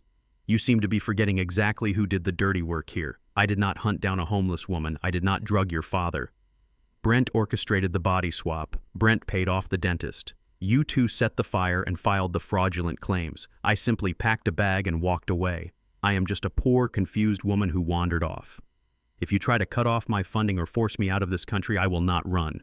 I will walk directly into the nearest FBI field office tomorrow morning. I will slide every single text message, every offshore bank receipt, and every email Brent ever sent me right across their desk. I will gladly trade all of your dirty secrets for full legal immunity. I will let the federal government bury you and your arrogant husband under the prison while I walk away completely free. Do not ever try to threaten me again, Jada. You fix this mess, or I will fix it for you." The line went dead. Jada let out a guttural, agonizing scream of pure defeat, striking the dashboard with her fists as her own mother threatened to throw her to the wolves. I sat in my quiet house, a cold, satisfied smile spreading across my face. The rats were officially trapped in a corner, and they were finally starting to eat each other alive. While Jada was having her complete psychological meltdown in the driveway of my home, Brent was facing a completely different kind of destruction downtown. Through the audio bug planted on his vehicle, I listened as he received a devastating phone call from his chief compliance officer. His hedge fund was officially under an aggressive independent audit. Federal regulators were actively reviewing his highly leveraged domestic accounts. Brent had been playing a dangerous game of financial roulette for years, borrowing heavily against imaginary assets to fund his lavish lifestyle. He was millions of dollars in the red, and the auditors were demanding immediate proof of liquid capital by the end of the week. The $5 million from the fraudulent insurance payout was useless to him right now. He had carefully locked that blood money in offshore accounts to avoid IRS detection, paying out massive monthly hush money to Valerie and funding his personal offshore expenses. If he transferred that massive sum back into his domestic corporate accounts right in the middle of a federal audit, he would trigger a massive money laundering investigation. He was completely trapped. The only asset that could save his firm from total collapse and keep him out of a federal penitentiary was the $10 million plot of commercial real estate I supposedly owned. He needed that property immediately so he could use it as collateral to secure an emergency corporate bridge loan. But time had completely run out. He could no longer afford to play the patient-caring son-in-law. He could not wait for me to willingly sign the documents. The pressure of the audit stripped away the last remaining shreds of his humanity. He needed my signature right now, and he was willing to use extreme violence to get it. I listened through my headphones as Brent made a frantic, highly encrypted phone call to a burner number. He was not calling a lawyer or a financial advisor. He was calling a local fixer known for handling dirty, off-the-books evictions and physical intimidation. Brent offered the man $50,000 in cash for a very specific, very violent midnight job. He lost his patience and decided to take the land by force. Brent hired 2 heavy-set local enforcers to break into my house at 2 o'clock in the morning. Their instructions were sickeningly precise. They were not supposed to kill me outright because a dead man cannot legally transfer real estate. Instead, they were equipped with a heavy medical syringe loaded with a potent cocktail of muscle relaxants and sedatives. Their objective was to quietly pick the lock on my back door, creep into my bedroom, and inject me while I slept. The massive dose of sedatives would immediately induce a severe medical episode mirroring a massive debilitating stroke. While I lay paralyzed and gasping for air, they were instructed to take my hand, press my thumb onto an ink pad, and stamp my fingerprint directly onto the final line of the corporate transfer deed. Once they had the biometric signature securing the $10 million property, they were told to leave me on the floor, call an ambulance from a burner phone, and vanish into the night. Brent would then swoop into the hospital the next morning, waving his fraudulent medical power of attorney, claiming my sudden stroke proved his fake dementia diagnosis was correct all along. He would walk away with the land while I was locked inside a state facility, trapped inside my own paralyzed body. It was a cold, calculated, and utterly demonic plan. But Brent made one fatal error. He made that phone call from the driver's seat of his Mercedes, completely forgetting that a 69-year-old retired contractor was listening to every single word. I immediately called Tate and told him the exact timeline of the hit. Tate arrived at my house hours before midnight, hauling a heavy duffel bag filled with tactical gear. We did not call the police. We did not ask for a patrol car to sit outside. We wanted these men to break in. We moved my armchair to the far end of the long, dark hallway facing the front door. Tate set up 2 industrial-grade high-beam construction spotlights pointing directly down the corridor, wiring them to a single remote switch in my hand. We sat in the pitch-black silence of my home, waiting. At exactly 2 in the morning, I heard the faint metallic scrape of a lock-picking tool working the deadbolt on my back door. The heavy hinges creaked as the door was slowly pushed open. Heavy, muffled footsteps stepped onto my hardwood floor. The 2 enforcers moved quietly through the kitchen, whispering harsh instructions to each other. They crept into the hallway, completely unaware they were walking directly into the jaws of a trap. The moment the 2 men stepped into the center of the dark hallway, I pressed the remote trigger in my hand. The 2 industrial construction spotlights ignited with a blinding explosive flash. The brilliant white light flooded the narrow corridor, completely blinding the intruders. They shouted in shock, raising their hands to shield their eyes. Before they could even process what was happening, Tate and I stood up from our chairs. In perfect unison, we leveled 2 heavy 12-gauge double-barrel shotguns directly at their chests. The loud, aggressive clack of the shotguns racking echoed through the house like a thunderclap. "Drop the syringe and get on the floor right now," Tate roared, his voice booming with the absolute authority of a veteran detective. The 2 thugs froze. They stared down the twin barrels of the shotguns held by 2 men who were not bluffing. The enforcer holding the medical syringe panicked and dropped the needle. It shattered against the hardwood floor, spilling the clear sedative. Both men immediately dropped to their knees, raising their hands high above their heads in total surrender. "You boys made a very bad career choice tonight," I said, stepping forward, keeping the barrel of my shotgun aimed squarely at the chest of the lead intruder. "You have 2 options right now. Option 1, I pull this trigger and claim self-defense against 2 armed home invaders. Option 2, you sit at my dining room table and write a full, detailed confession stating exactly who hired you, how much you were paid, and what you were instructed to do to me." The men did not even hesitate. They were street thugs looking for a quick payday, not loyal soldiers willing to die for a cowardly hedge fund manager. Tate tossed them a notepad and a pen. For the next 20 minutes, they sat at my kitchen table under the watchful eye of my shotgun, writing down every single detail of Brent's murderous plan. They signed the papers and pressed their own thumbprints onto the bottom of the confessions, validating the very documents that would send my arrogant son-in-law to federal prison. We zip-tied their hands and locked them in the basement closet to wait for the authorities. Brent thought he had outsmarted me with violence. Instead, he had just handed me the final nail for his coffin. Leaving the two zip-tied intruders locked safely in my basement, Tate and I walked out to my truck with their signed confessions firmly in hand. The sky was just beginning to turn a pale gray as we drove straight to Lawyer Hayes' office in the downtown financial district. We did not need an appointment or a phone call to announce our arrival. Hayes was already sitting at his desk waiting for us with a fresh pot of hot coffee. I slid the handwritten confessions across the polished mahogany surface. Hayes put on his reading glasses and scanned the crude handwriting detailing Brent's murderous midnight plot. A sharp, predatory smile spread across his face. "This is the kill shot, Maurice," he said, tapping the paper with his index finger. "Brent just escalated this from a high-level white-collar crime to a violent felony conspiracy. We are not waiting another minute to drop the hammer." Hayes opened his massive leather briefcase and pulled out the master dossier we had compiled. It contained the forged Vanguard life insurance claim, the fake dental records, the offshore routing numbers, and now the signed confessions of two hired thugs. He placed everything into a thick tamper-proof envelope. But Hayes did not call the local police precinct. He bypassed the city detectives entirely. He used his high-level corporate connections to secure a direct line to the regional director of the Federal Bureau of Investigation, specializing in massive insurance fraud. Hayes sent the entire dossier via a secure anonymous federal courier service marked with an emergency priority code that guaranteed it would land on the director's desk before breakfast. When federal agents see a $5 million insurance fraud backed by concrete evidence of a body swap and an attempted murder, they do not file it away in a drawer. They mobilize immediately. The wheels of the federal justice system are usually slow, but when they are greased with undeniable proof of multi-million-dollar financial terrorism, they move with terrifying speed. I sat in Hayes' office drinking my coffee, watching the sun rise over the city skyline.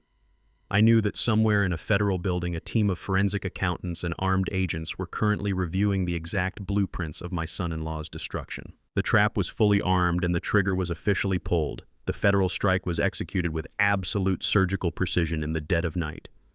A federal judge signed a sweeping emergency injunction known as a global freeze order. It is a devastating legal mechanism designed to instantly paralyze the financial nervous system of major fraud suspects before they can move a single dime out of their accounts. I sat in my quiet living room monitoring the audio feed from Brent's car and listening to the absolute chaos erupting inside their world. Brent had been sitting in his home office desperately trying to execute a late-night wire transfer to cover his collapsing hedge fund margins. Suddenly, his dual monitors locked up. He cursed loudly, frantically typing on his keyboard. His secure banking portals flashed bright red warning screens indicating severe federal holds. He tried to access his offshore trust accounts, but the Cayman Island routing numbers were completely unresponsive. Every single account tied to his name, his corporate entities, and his social security number was instantly frozen solid. Jada came running down the stairs screaming that her premium credit cards were suddenly declining online. The $5 million of blood money they had murdered an innocent woman to collect was completely locked behind an impenetrable federal wall. They were instantly cut off from their stolen wealth, left holding absolutely nothing. But the financial slaughter did not stop with Brent and Jada. 50 miles away in her luxury waterfront penthouse, Valerie was experiencing her own terrifying reality check. The micro-transmitter I had planted captured a frantic phone call from Valerie to Jada. Valerie was screaming hysterically into the receiver. She had just tried to purchase a $10,000 designer watch online to celebrate her new life, but her exclusive black card was rejected. She tried a second card, and then a third. Every single line of credit funded by Brent's offshore accounts was permanently disabled. She was sitting in a penthouse she could no longer afford, holding plastic cards that were completely worthless. The invisible financial umbilical cord connecting the three criminals had been violently severed without warning. Valerie demanded to know what was happening, threatening to expose everything if Jada did not wire her cash immediately. Jada could only sob uncontrollably into the phone, crying that they had zero access to their funds and that something catastrophic was happening to their bank accounts. The illusion of their massive wealth evaporated in a matter of seconds. They had built their entire arrogant lifestyle on a foundation of gasoline, and the federal government had just dropped a lit match right in the center of it. Brent could be heard smashing his office phone against the wall, bellowing like a trapped animal. The realization that he could not pay his enforcers, his creditors, or his lawyers sent him into a blind panic. They were drowning in a financial abyss, and there was no life raft left to save them. The empire of lies was officially bankrupt. At exactly 8 o'clock the next morning, a frantic pounding echoed through my house. The heavy thuds shook the front door. I did not rush. I walked into the kitchen, poured myself a fresh cup of hot black coffee, and strolled leisurely down the hallway. I unlocked the deadbolt and pulled the door open. Jada was standing on my porch looking like an absolute wreck. Her designer clothes were rumpled, her hair was an uncombed mess, and her eyes were bloodshot from a sleepless night of pure panic. "Dad," she gasped, pushing past me into the living room. "Something terrible is happening with the banks. All our accounts are locked due to some massive system error. Brent's fund is completely frozen. We need cash right now. We need you to sign the commercial land over to us today so Brent can secure an emergency corporate loan to fix this." She was speaking a mile a minute, entirely consumed by her own desperate greed. I did not play the confused old man anymore. I stood perfectly straight, holding my coffee mug, looking at my daughter with eyes as cold as a winter night. I reached into my jacket pocket and pulled out a crisp, heavy legal document. It was not the blank corporate transfer deed she desperately wanted. I handed the paper to her. Jada snatched it with trembling hands, her eyes darting across the thick black text. "What is this?" she whispered, her voice shaking. "That is the finalized, heavily notarized transfer of ownership for the 50-acre commercial plot." I said, my voice dead and emotionless. "Look at the red stamp at the bottom, Jada. It has already been filed and processed by the county clerk. I donated the entire $10 million property to the Veterans Charity Foundation yesterday afternoon. It is gone, Jada. All of it is completely gone." I watched as her eyes locked onto the official red court stamp. The reality of her situation hit her with the force of a freight train. She had no stolen insurance money. She had no safety net. Her husband was facing federal prison, and the $10 million lifeline she thought she could manipulate out of me was legally permanently given away to strangers. Her breath hitched in a violent, sharp gasp. Her eyes rolled back into her head, the color completely draining from her face. Jada's knees buckled, and she collapsed hard onto the living room rug, unconscious before she even hit the floor.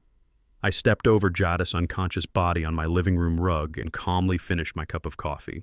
The paramedics would eventually arrive to scrape her off the floor, but my attention was already shifting to the next collapsing pillar of their criminal empire. 50 miles away in her luxury waterfront penthouse, Valerie was currently experiencing the harsh reality of a completely frozen bank account.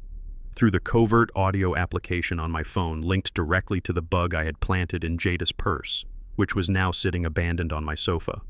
I heard the frantic voicemail Jada had left her mother just moments before fainting. The message relayed the total financial lockdown. Now the fallout was reaching Valerie's opulent bubble. I put my headphones on and listened to a secondary receiver Tate had managed to clone from Valerie's unsecured cell phone signal. The audio feed was crystal clear. Valerie was standing in the middle of her sprawling apartment, frantically dialing customer service numbers for her elite credit cards. Each call ended with the exact same robotic response informing her that her accounts were permanently suspended pending federal review. She slammed her phone down on the granite kitchen island. A heavy set of footsteps approached her. It was Kendrick, the ruthless real estate developer who had stolen my construction contract a decade ago and was now sleeping with my fake dead wife. He did not sound like the loving, devoted partner she thought she had bought. He sounded impatient and irritated. "Valerie, I need the wire transfer for the new commercial development completed by noon."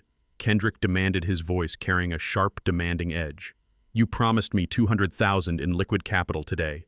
Valerie stammered, her voice cracking with rising panic. She tried to maintain her facade of extreme wealth, but the fear was bleeding through every word. "Kendrick, there is a minor issue with the trust accounts," she lied, her voice shaking. "My daughter says there is a temporary banking error. The funds are locked until the system clears. I just need a few days." Kendrick did not offer comfort. He did not ask if she was okay. The romantic illusion shattered instantly. "A banking error?" He scoffed, his tone turning ice cold and highly suspicious.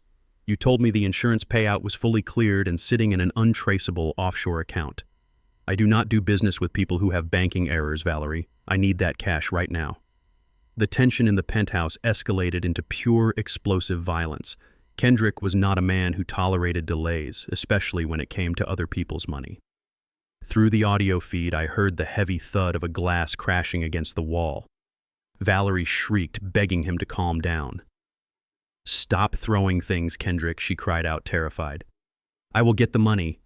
I just need to call Brent and figure out how to bypass the federal hold." The mention of a federal hold was the absolute wrong thing to say to a veteran corporate scammer.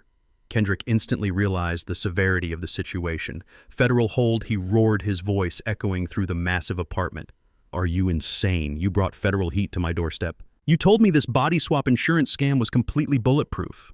The sound of a heavy slap cracked through the audio feed, followed by Valerie's agonizing scream. She crashed hard onto the floor, weeping hysterically. "You arrogant old fool," Kendrick spat, his voice dripping with absolute disgust. "Did you really think I wanted to play house with you? I only tolerated you because you were a walking ATM holding $5 million of stolen cash. If the feds are locking down your accounts, they are coming here next. I am not going to prison for your sloppy mistakes." I listened to the sound of heavy drawers being ripped open and dumped onto the floor. Kendrick was ransacking the penthouse bedroom. "No, please do not take those," Valerie sobbed, crawling across the floor. "That is my grandmother's diamond collection. It is the only thing I have left." A violent scuffle broke out. Kendrick shoved her back to the ground with brutal force. "You have nothing left, Valerie," he growled, zipping up a heavy leather duffel bag. "These diamonds are my severance package. Enjoy the federal penitentiary." The heavy oak front door slammed shut, echoing with a final devastating finality.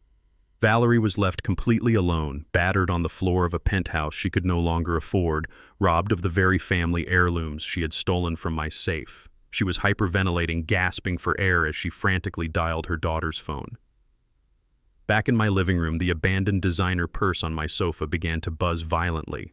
Jada had regained consciousness and had been dragged out of my house by a pair of stern-looking federal agents who had just arrived with a formal subpoena. The call connected, but it was not the comforting voice of a daughter on the line. "Mom, do not ever call me again," Jada hissed, her voice shaking with absolute terror. "The FBI is here. They are putting me in a federal vehicle right now. They know everything about the offshore accounts and the fake dental records. You ruined my life." Jada hung up immediately, leaving Valerie listening to a dead dial tone. The blood money was frozen. The lover was a violent thief. And the daughter had completely abandoned her. Valerie was utterly cornered.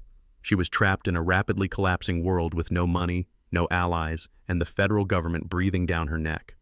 But a woman who is willing to fake her own death and burn an innocent person alive does not simply surrender to the authorities. She resorts to the absolute lowest depths of manipulation. With her luxury credit cards frozen and her stolen diamonds gone, she needed a massive injection of untraceable cash immediately so she could flee the country on her own. She turned to the only person left who she thought was stupid enough to blindly hand over a fortune. Me. I stood in my kitchen washing out my coffee mug when my cell phone began to ring. It was an unknown number from a cheap prepaid burner phone. I pressed the accept button and held the device to my ear, maintaining absolute silence. "Maurice," a voice whimpered through the speaker, sounding weak and terrified. "Please do not hang up. It is me. It is Valerie." I did not speak right away. I let the silence stretching her anxiety to the breaking point. "Valerie." I finally whispered, injecting my voice with the perfect amount of shock and disbelief. "How is this possible? I buried you 4 months ago. I am at the cemetery every week." "No, Maurice, you have to listen to me," she cried, her acting skills kicking into high gear. "I did not die in that car crash. I was kidnapped. They took me, Maurice. Horrible, violent men took me from the grocery store parking lot and forced me into hiding. They faked the dental records to make you think I was dead so you would not come looking for me. They have been holding me hostage this entire time." Her lies were so flawlessly constructed, so effortlessly delivered, that it made my stomach churn. She was actively trying to extort the husband she had betrayed, using the very trauma she had inflicted upon me as a weapon. "They are going to kill me, Maurice," she sobbed, her voice breaking perfectly. "They said they will end my life tonight if they do not get $2 million in raw, untraceable cash. You have to save me, Maurice. You are the only one who can save me." I stood in my kitchen looking out the window at the bright morning sun. A cold, predatory smile stretched across my face. "Send me the location, Valerie. I will bring the money." I sat at my kitchen table, the morning sun casting long shadows across the hardwood floor. The burner phone number flashed on my screen again. I did not answer immediately. I looked across the table at the two federal agents sitting in my dining chairs. Agent Harris, a tall, broad-shouldered man, adjusted his heavy headset and gave me a firm nod. He tapped the glowing red button on a highly sophisticated piece of recording equipment sitting right next to my coffee mug. The thick black wires snaked across my oak table, connecting directly to a heavy encrypted hard drive. The FBI had arrived an hour earlier, mobilized by Lawyer Hayes and the overwhelming evidence we had provided. They were listening to every single breath. I pressed the accept button and brought the phone to my ear. "Valerie, are you still there?" I asked, letting my voice shake with manufactured terror. "Oh, Maurice, thank God you answered," she cried out, pouring on the fake desperation thick enough to choke a horse. "They are hurting me, Maurice. They said if you do not have the $2 million in cash by tonight, they will put a bullet in my head. You have to help me." I gripped the edge of the table, staring dead ahead at Agent Harris, who was making rapid notes on a yellow legal pad. $2 million, Valerie," I stammered, acting completely overwhelmed by the massive figure. "Where am I supposed to get that kind of cash on such short notice? I am just a retired contractor." "You have it, Maurice," she insisted, her voice taking on a sharp, demanding edge beneath the fake sobbing. "I know about the emergency construction funds, the liquid cash you kept hidden from the banks. You have to drain those accounts, Maurice. Go to the bank right now, withdraw every single penny you have and put it in a metal briefcase. If you call the cops, they will kill me instantly. They are watching the house." I let out a loud, ragged breath, playing the part of a broken man backed into a corner. "Okay, Valerie," I whispered, making sure the federal microphone caught my performance perfectly. "I will get the money. I will do whatever it takes to bring you home safely to me. Just tell me where to go." Valerie quickly rattled off a set of instructions, giving me the exact location for the midnight drop. It was an abandoned auto salvage yard on the far east side of the industrial district, a desolate, rusted graveyard of crushed metal and broken glass. It was the perfect place to hide a lie, and the perfect place to bury one. She told me to come alone and bring the $2 million exactly at midnight. I agreed and hung up the phone. The federal agents immediately went to work packing up their recording equipment and calling in heavily armed tactical support teams. I had one more crucial piece to move across the chessboard before the night began. I picked up my phone and dialed Brent's number. He answered on the second ring, his voice tight and guarded, anticipating more bad news from the banks. "Brent, I need you and Jada to come to my house right now." I gasped, hyperventilating into the receiver. "I just got a phone call. It was Valerie. She is alive, Brent. She did not die in that car crash." There was a stunning silence on the other end of the line. I heard Jada in the background asking what was going on. Brent shushed her sharply before returning to the phone. I could practically hear the gears grinding in his head as he tried to process how his bulletproof body swap had just imploded. "What are you talking about, Maurice?" Brent asked, his voice dropping an octave, carefully controlling his panic. "Valerie is dead. We buried her." "No," I sobbed, wiping a fake tear from my eye. "She was kidnapped. Violent men took her and faked her death to keep the police away. They just called me demanding $2 million in raw cash by midnight, or they will execute her. I am going to the bank right now to pull the emergency construction reserves I kept hidden in the safety deposit boxes downtown. I have the cash, Brent, but I cannot do this alone. I need you and Jada to come with me to the salvage yard tonight. I am an old man. I cannot face armed kidnappers by myself. I need you to protect me. I need you to help me get my wife back." Brent did not hesitate for long. The prospect of $2 million in untraceable raw cash completely overrode his common sense. "We will be right there, Maurice," he said, his tone instantly shifting into the capable, commanding son-in-law. "Do not call the police. We will handle this as a family. We will protect you." I ended the call and looked at Lawyer Hayes, who was standing by the front door watching the federal agents load their gear. "They took the bait," I said coldly, crossing my arms over my chest. "They think they are walking into a rescue mission. They do not know they are walking into an execution." The moment I disconnected the call with Brent, my hidden audio application lit up brightly on my screen. The transmitter tucked under the seat of Brent's Mercedes was broadcasting loud and clear. Brent and Jada were speeding toward my house, and the conversation inside their car was pure, unadulterated evil. Brent was laughing, a harsh, manic sound that filled the vehicle. $2 million in untraceable physical cash. Jada, he shouted, slamming his hand against the steering wheel in sheer excitement. The old fool has been hiding $2 million in physical cash this whole time. This is exactly what we need to bypass the federal freeze. Jada sounded breathless, her earlier panic entirely replaced by a venomous greed.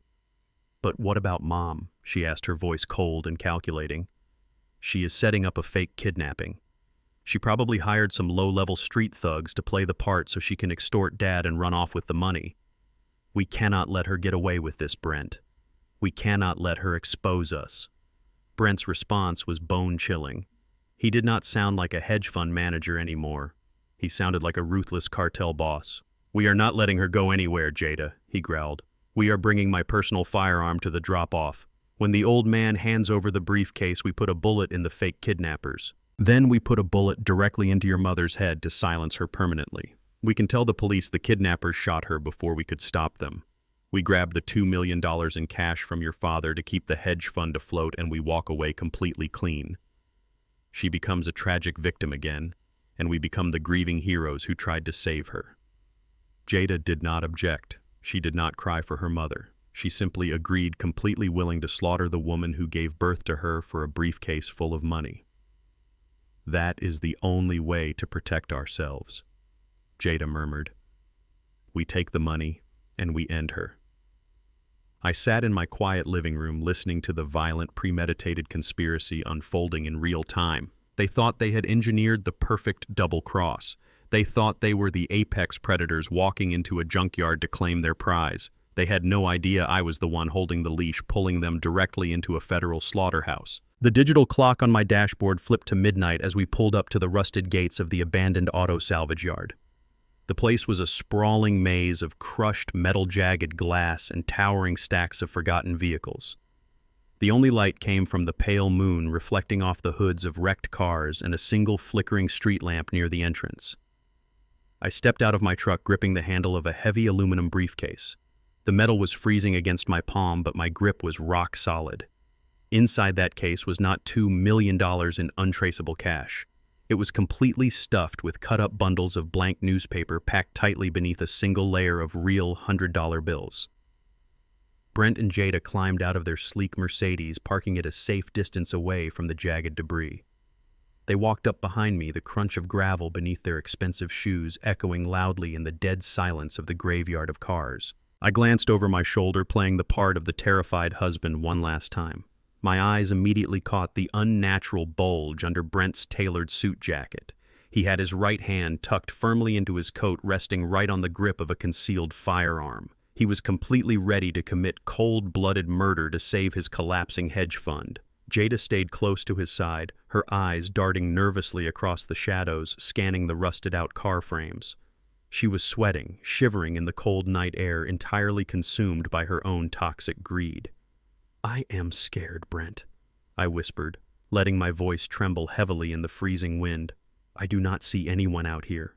What if they already hurt her?" Brent stepped closer, giving my shoulder a hard, patronizing shove forward. "Keep moving, Maurice," he ordered, his voice tight with adrenaline. "Do not show any weakness right now. You have the money right here. Jada and I will cover you from behind. Just walk into the center clearing and wait for them to show themselves. If anything goes wrong, I have it handled." I nodded slowly, dragging my feet as I walked into the center of a large, open dirt patch surrounded by empty shipping containers. I stood entirely alone under the pale moonlight, holding the metal briefcase tight against my chest. Brent and Jada hung back, staying safely in the thick shadows of a crushed sedan, hovering like vultures waiting for the kill. The crushing silence of the junkyard was suddenly broken by the harsh metallic screech of a heavy steel door sliding open. A rusted shipping container about 50 yards ahead of me slowly revealed its pitch-black interior. A figure stumbled out of the darkness and fell onto the gravel. It was Valerie. She was putting on the absolute performance of a lifetime. Her clothes were intentionally ripped and smeared with dirt. Her wrists were bound in front of her with a loose length of frayed rope, a prop she had clearly tied herself just moments before. She scrambled to her feet and looked across the clearing, spotting me holding the silver briefcase. "Maurice," she wailed, her voice echoing through the piles of crushed cars. "Oh my God, Maurice, you actually came. They said you would not come. They said they were going to kill me tonight." She stumbled forward, forcing fake tears down her dirt-streaked face, crying out my name with a sickening manufactured desperation. Any normal husband would have dropped to his knees and rushed forward to embrace his traumatized wife. I simply stood my ground, holding the briefcase tightly, waiting for the predators to make their final move. "Where are the kidnappers, Valerie?" I shouted back, scanning the dark shadows behind her. "Where are the men who took you?" Valerie hesitated for a fraction of a second, her eyes darting around the empty clearing. "They are inside the container," she lied, pointing her bound hands back toward the darkness. "They said to leave the case on the ground and step back. They said they have rifles aimed right at your chest, Maurice. Please, just drop the money and let us go home." She took another trembling step forward, playing the victim to absolute perfection. But she did not even get the chance to finish her dramatic rescue scene. Heavy footsteps crunched violently in the gravel right behind me. Brent stepped out of the shadows, completely dropping his supportive son-in-law facade. His face was twisted into a mask of pure, ruthless malice. He did not ask about the invisible snipers. He did not look around for the fake kidnappers. He walked right past me, pulling a heavy black semi-automatic pistol from beneath his jacket. He raised his arm, leveling the barrel of the gun directly at the center of Valerie's forehead. Valerie froze, dead in her tracks. Her fake sobbing instantly ceased, replaced by genuine, horrifying realization. "Brent, what are you doing?" she gasped, staring down the barrel of a loaded weapon. Brent did not blink. His finger tightened on the trigger. "I am taking control of this situation, Valerie," he said, his voice completely devoid of any human emotion. "You are a massive liability to my firm and a severe threat to my freedom. You got greedy, and now you are getting liquidated. The tragic kidnapped wife dies in a violent shootout, and your grieving husband hands his money over to me." Jada stepped out of the shadows right behind her husband, her face cold as stone, watching her own mother stare death in the face. Brent steadied his stance, preparing to execute the woman who had helped him steal $5 million. He was fully committed to ending her life right there in the dirt. I did not scream. I did not drop the metal briefcase and beg for my wife's life. Instead, I gripped the heavy solid oak walking cane I had brought along to complete my frail old man act. I stepped smoothly to the side, closing the distance between Brent and myself in a single fluid motion. With the raw physical power of a man who spent 4 decades swinging heavy hammers on construction sites, I swung the thick oak cane upward in a vicious, brutal arc. The heavy wood smashed violently into Brent's right wrist with a sickening crack. Brent screamed in sheer agony as the bones in his wrist shattered. The sudden massive impact knocked the heavy pistol completely out of his grip. The gun spun through the air and clattered uselessly into the dirt a dozen yards away. Brent stumbled backward, clutching his broken wrist against his chest, his face contorted in shock and excruciating pain. "What the hell are you doing, you crazy old man?" Brent roared, staring at me as if I had just grown a second head. Jada shrieked, running forward to grab her husband's bleeding arm. I did not answer him. I simply reached into my jacket pocket and pressed a single button on a small federal transmitter. The absolute silence of the junkyard was instantly shattered by a deafening, ear-splitting wail. A massive high-decibel siren ripped through the night air, echoing off the crushed cars like an air raid warning. The pitch-black sky above us suddenly erupted in blinding, explosive light. 3 high-powered federal helicopters roared into position, hovering directly over the clearing, their massive searchlights pinning Brent, Jada, and Valerie in a circle of inescapable brilliance. Heavy armored vehicles smashed through the rusted salvage yard gates from every single direction, their tactical high beams flooding the entire dirt patch with daylight. Dozens of heavily armed FBI agents and tactical SWAT units poured out of the shadows from behind the crushed vehicles and shipping containers. Laser sights crisscrossed the dirt, locking directly onto the chests of my treacherous family members. Federal agents swarmed the clearing, screaming commands to get on the ground. The trap was sprung. The predator was caught. The absolute darkness of their crimes was dragged violently into the blinding light of federal justice. The roar of the helicopter blades slowly faded as the pilot cut the engine throttle, plunging the junkyard into an eerie, highly tense standoff. The blinding white searchlights remained locked on the center of the dirt patch. Brent was on his knees, clutching his shattered right wrist against his chest. Blood poured from the jagged wound, soaking his expensive, tailored suit. But his arrogant Wall Street ego refused to die quietly. He scrambled to his feet, pointing his uninjured left hand directly at my face. He began screaming hysterically at the dozens of federal agents moving in with their tactical rifles raised. "You are making a massive mistake!" Brent roared, his voice echoing across the crushed metal cars. "That man is a severe psychiatric patient. He has been officially diagnosed with violent paranoid dementia. This is a complete psychotic delusion. He lured us out here to rob us. I am a highly respected financial manager, and he just assaulted me with a deadly weapon. I demand you arrest him immediately. He is insane. He is completely insane." The federal agents did not lower their weapons. They did not even flinch.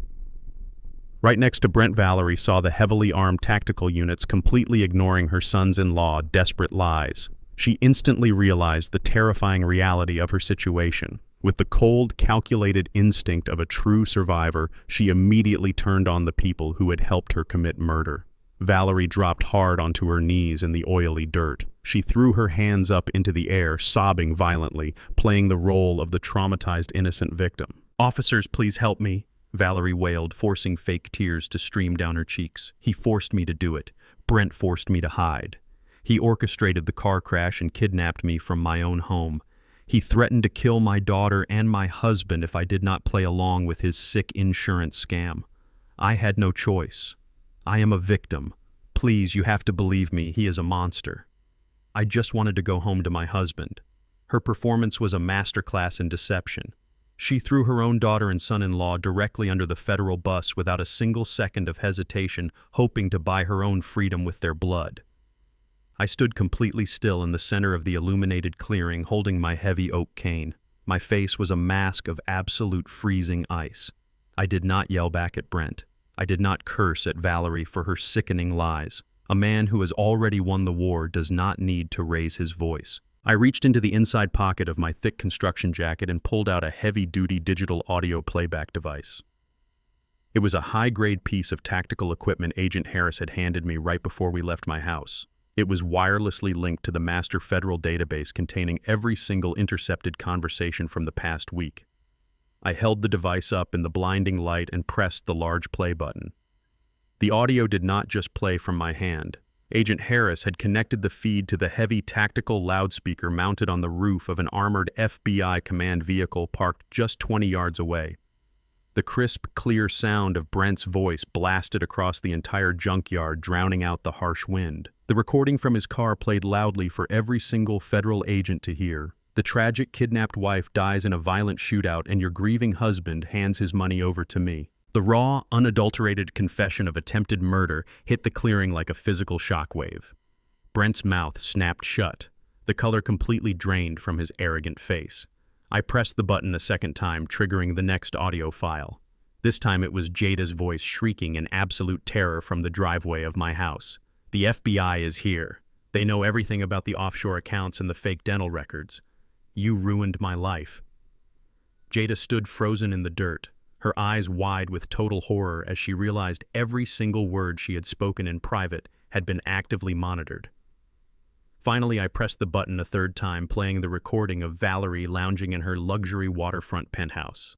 "I spent 40 years playing the good, humble wife in a boring working-class neighborhood. I sacrificed my youth. I helped you and Brent secure $5 million so I could finally live the life of luxury I deserve.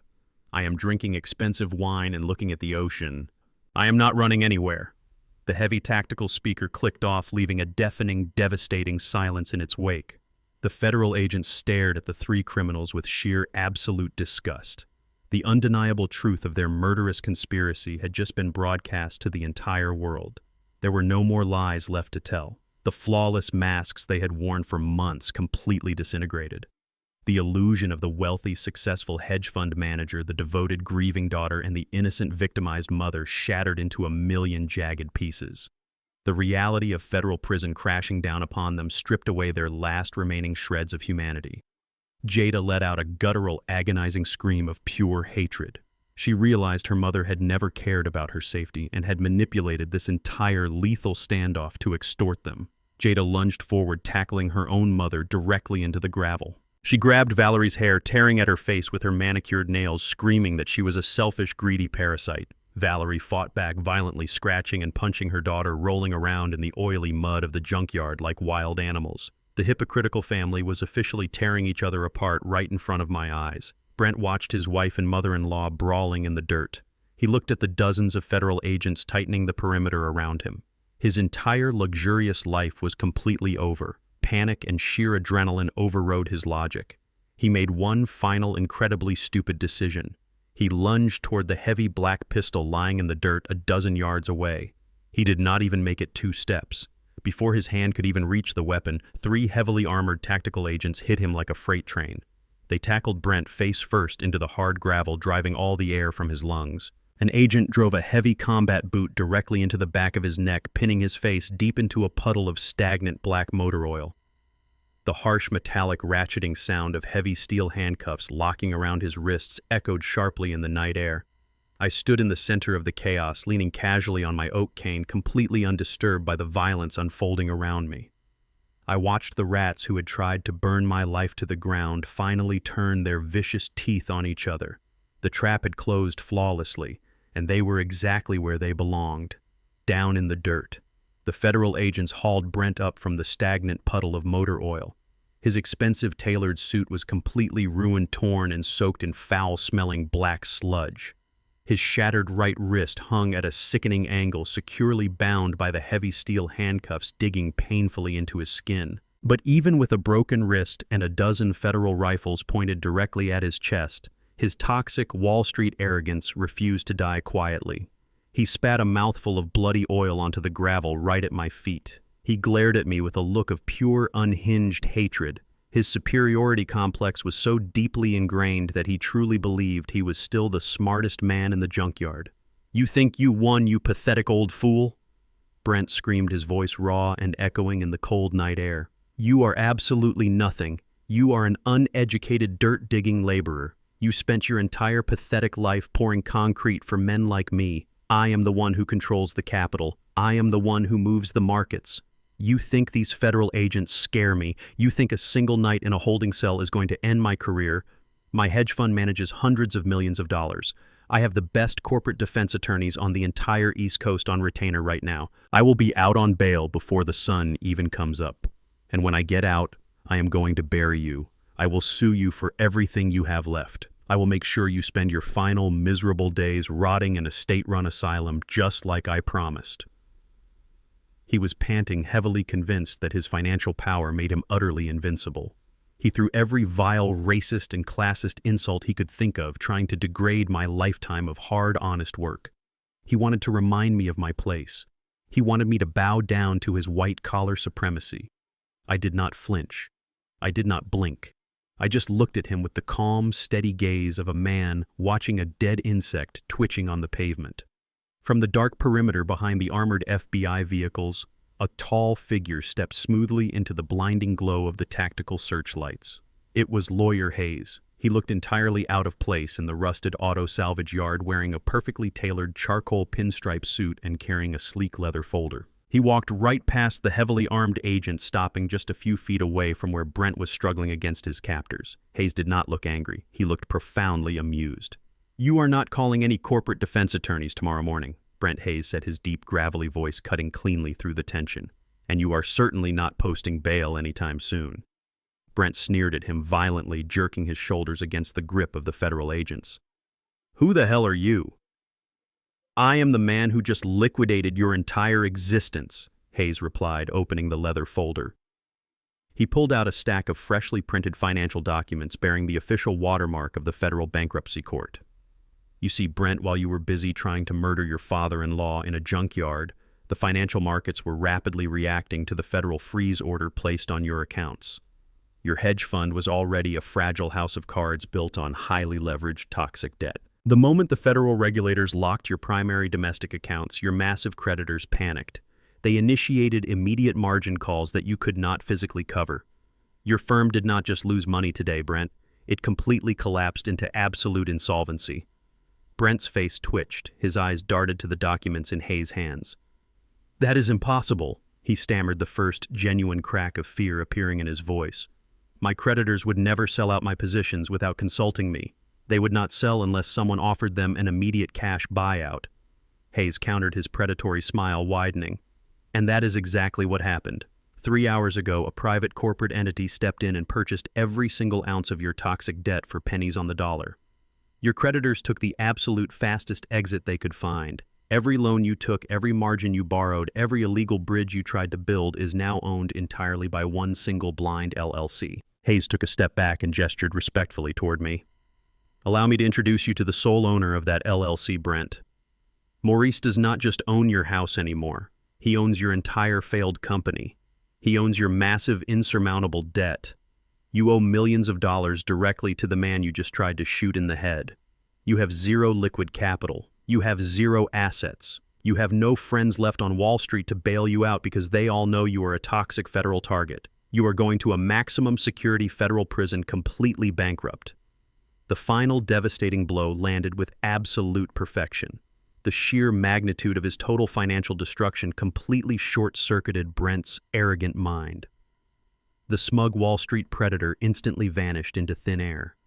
He stared at me with wide, terrified eyes, his mouth opening and closing without producing a single sound.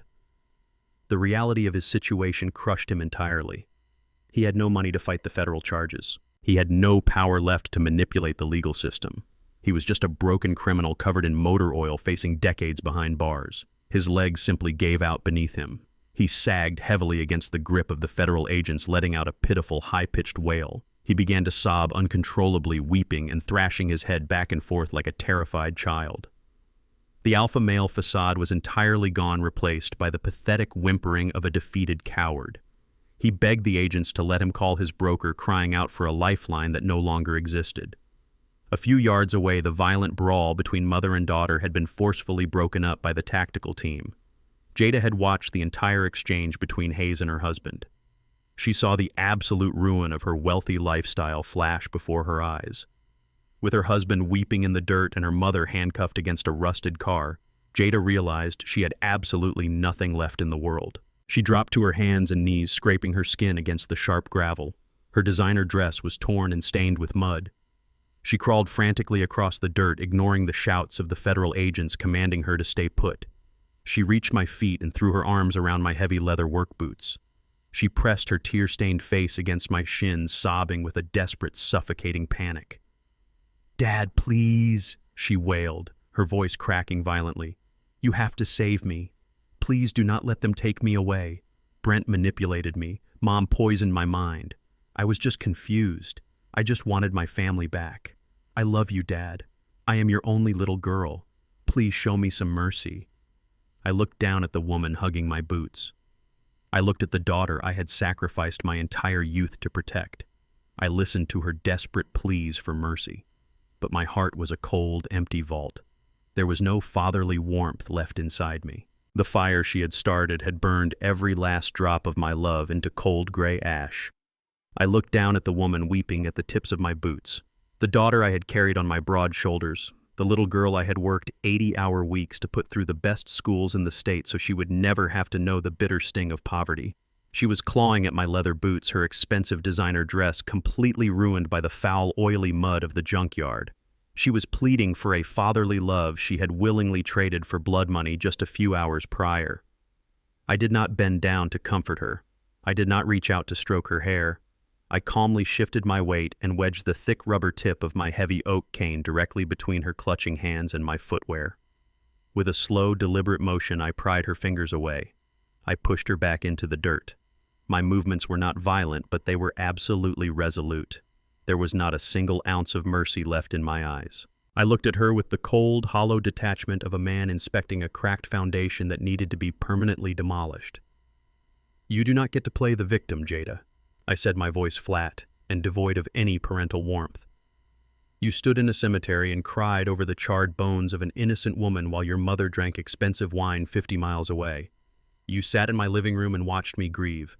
You brought your husband into my home to strip me of my independence, and you agreed to put a bullet in your own mother's head tonight just to keep your bank accounts full. You are not my little girl. You are a parasite who fed on my love until there was nothing left to consume." The tactical agent stepped forward, grabbing Jada by her arms and hauling her forcefully to her feet. She kicked and screamed, reaching out toward me with mud-stained hands, but I did not even blink. I stood perfectly still, watching the heavy steel handcuffs click shut around her wrists. The final physical connection between us was permanently severed. She was no longer my family. She was just another violent criminal processing through the federal system. The entire junkyard was bathed in the harsh flashing lights of the federal vehicles. The deafening sound of the sirens had faded, leaving only the harsh crackle of the police radios and the chaotic shifting of the tactical teams securing the perimeter. I leaned heavily on my oak cane, looking past Jada, past Brent, weeping helplessly in the mud, and past Valerie, who was being shoved into the back of a heavy armored transport vehicle. I looked at the utter ruin of the family I had spent 4 decades trying to protect and provide for. For 40 years I worked with my bare hands, I said, my voice carrying clearly through the cold night air. I poured concrete. I laid bricks. I built safe, warm houses for thousands of strangers across this entire city. I made sure every single beam was perfectly level and every single roof was entirely weatherproof, but I was so busy building shelters for other people that I did not pay attention to the rot inside my own home. I let a nest of venomous termites hollow out my own walls right under my nose. I let you eat away at the very foundation of my life until it was ready to collapse and bury me alive. I gripped the handle of my cane, feeling the smooth, polished wood grounding me in the present reality. Today I stopped trying to fix a rotten, broken structure. I continued, my voice rising with a hard, undeniable finality. Today I burned that infested nest to the ground myself. I did not wait for Jada's response. I did not want to hear another hollow apology or another pathetic excuse. I turned my back on the woman who used to be my daughter. I turned my back on the cowardly hedge fund manager and the treacherous wife who had faked her own death. I walked away from the center of the illuminated clearing, moving with a slow, steady, purposeful stride. Every step I took away from them felt lighter than the last. The heavy, suffocating burden I had carried for the past 4 months was finally lifting from my shoulders. I walked straight toward the lead armored vehicle where Agent Harris and Lawyer Hayes were waiting for me. Hayes gave me a firm, respectful nod, holding the door of the heavy black SUV open for me. I climbed into the warm, quiet interior of the vehicle, shutting the heavy armored door behind me. I did not look out the tinted window. I did not look back at the dirt patch where my family was being completely dismantled by federal agents. I simply stared straight ahead, feeling the deep, absolute quiet of a man who had successfully excised a deadly cancer from his own body. The operation was painful, but the patient was finally going to survive. 3 heavy, armored federal transport vehicles roared to life, their massive diesel engines shaking the gravel of the salvage yard. The flashing red and blue lights illuminated the rusted car frames as the convoy accelerated out of the main gates. The deafening wail of the sirens pierced the night air, carrying Valerie, Brent, and Jada away into the dark. They were locked in separate steel compartments, heading directly to federal holding cells where they would face a mountain of insurmountable evidence. I rode in silence back to my quiet, empty house. I unlocked my front door and walked into the living room. It was peaceful. The air felt incredibly clean. I went to my bedroom, took off my heavy boots, and slept for the first time in months with a completely clear mind. The morning sun was bright and brilliant when I woke up. I brewed a strong pot of black coffee and sat at my kitchen table watching the golden light spill across the hardwood floor. I picked up my phone and dialed Lawyer Hayes. He answered on the first ring, his tone sharp and ready for business. "Hayes," I said, my voice calm and completely unwavering. "It is time to finish the paperwork. I want you to draft and file a unilateral petition for divorce immediately. I do not care what assets she tries to claim. She is legally dead on paper and soon to be federally incarcerated. Strip her name from every single account, every property, and every insurance policy. I want her completely erased from my financial existence." Hayes agreed immediately, taking rapid notes. "Consider it done, Maurice." "And what about your daughter?" he asked. I took a slow sip of my hot coffee. "Draft a comprehensive disinheritance document," I instructed. "I want Jada permanently removed from my last will and testament. I want an ironclad legal barrier placed between her and any asset I currently own or will own in the future. She is not to receive a single dime, a single photograph, or a single memory from my estate. Sever the bloodline completely."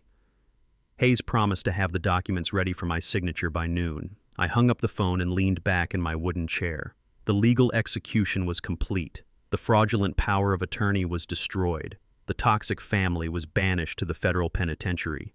I was a 69-year-old man sitting alone in a quiet house, but for the first time in my entire life, I was completely and absolutely free.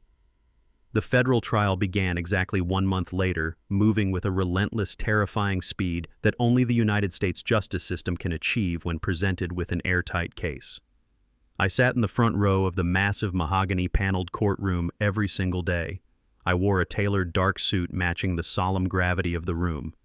Across the aisle sat the defense table, looking more like a sinking ship than a legal team. Brent had boasted about hiring the best corporate defense attorneys on the East Coast, but without his stolen millions, he was forced to rely on overwhelmed court-appointed public defenders. They were completely and utterly powerless against the mountain of federal evidence. The prosecutor systematically dismantled every single lie my former family had constructed. They played the crystal-clear audio recordings of Brent plotting to murder Valerie in the salvage yard. They displayed the forged medical power of attorney featuring my legally registered duress signature. They paraded the two bruised street enforcers who pointed directly at Brent, identifying him as the man who paid them to inject me with a lethal sedative. The defense did not even bother calling character witnesses because there was zero character left to defend. The jury deliberated for less than 4 hours before returning a unanimous guilty verdict on every single count. The sentencing phase was swift and devoid of any mercy. The federal judge, a stern woman with zero tolerance for elder abuse and corporate fraud, stared down at the 3 people who had tried to destroy my life. She sentenced Brent to 25 years in a maximum security federal penitentiary for conspiracy to commit murder, wire fraud, and extortion. He would be an old broken man before he ever saw the outside of a cell. Valerie, the woman I had loved for 4 decades, received 15 years for identity fraud, insurance, scamming, and accessory to murder. Jada, my own flesh and blood, was sentenced to 10 years in federal prison for her active role in the conspiracy. The judge explicitly mandated that all 3 sentences were to be served entirely without the possibility of parole. The hammer of justice fell with a deafening finality, striking the wooden block and permanently sealing their miserable fates. I remained seated in the heavy wooden pew of the front row as the armed bailiffs moved in to secure the prisoners. The expensive tailored suits and designer dresses were long gone, entirely replaced by the harsh, glaring orange of federal prison jumpsuits. Heavy steel chains rattled loudly in the quiet courtroom as they were shackled at the wrists and the ankles.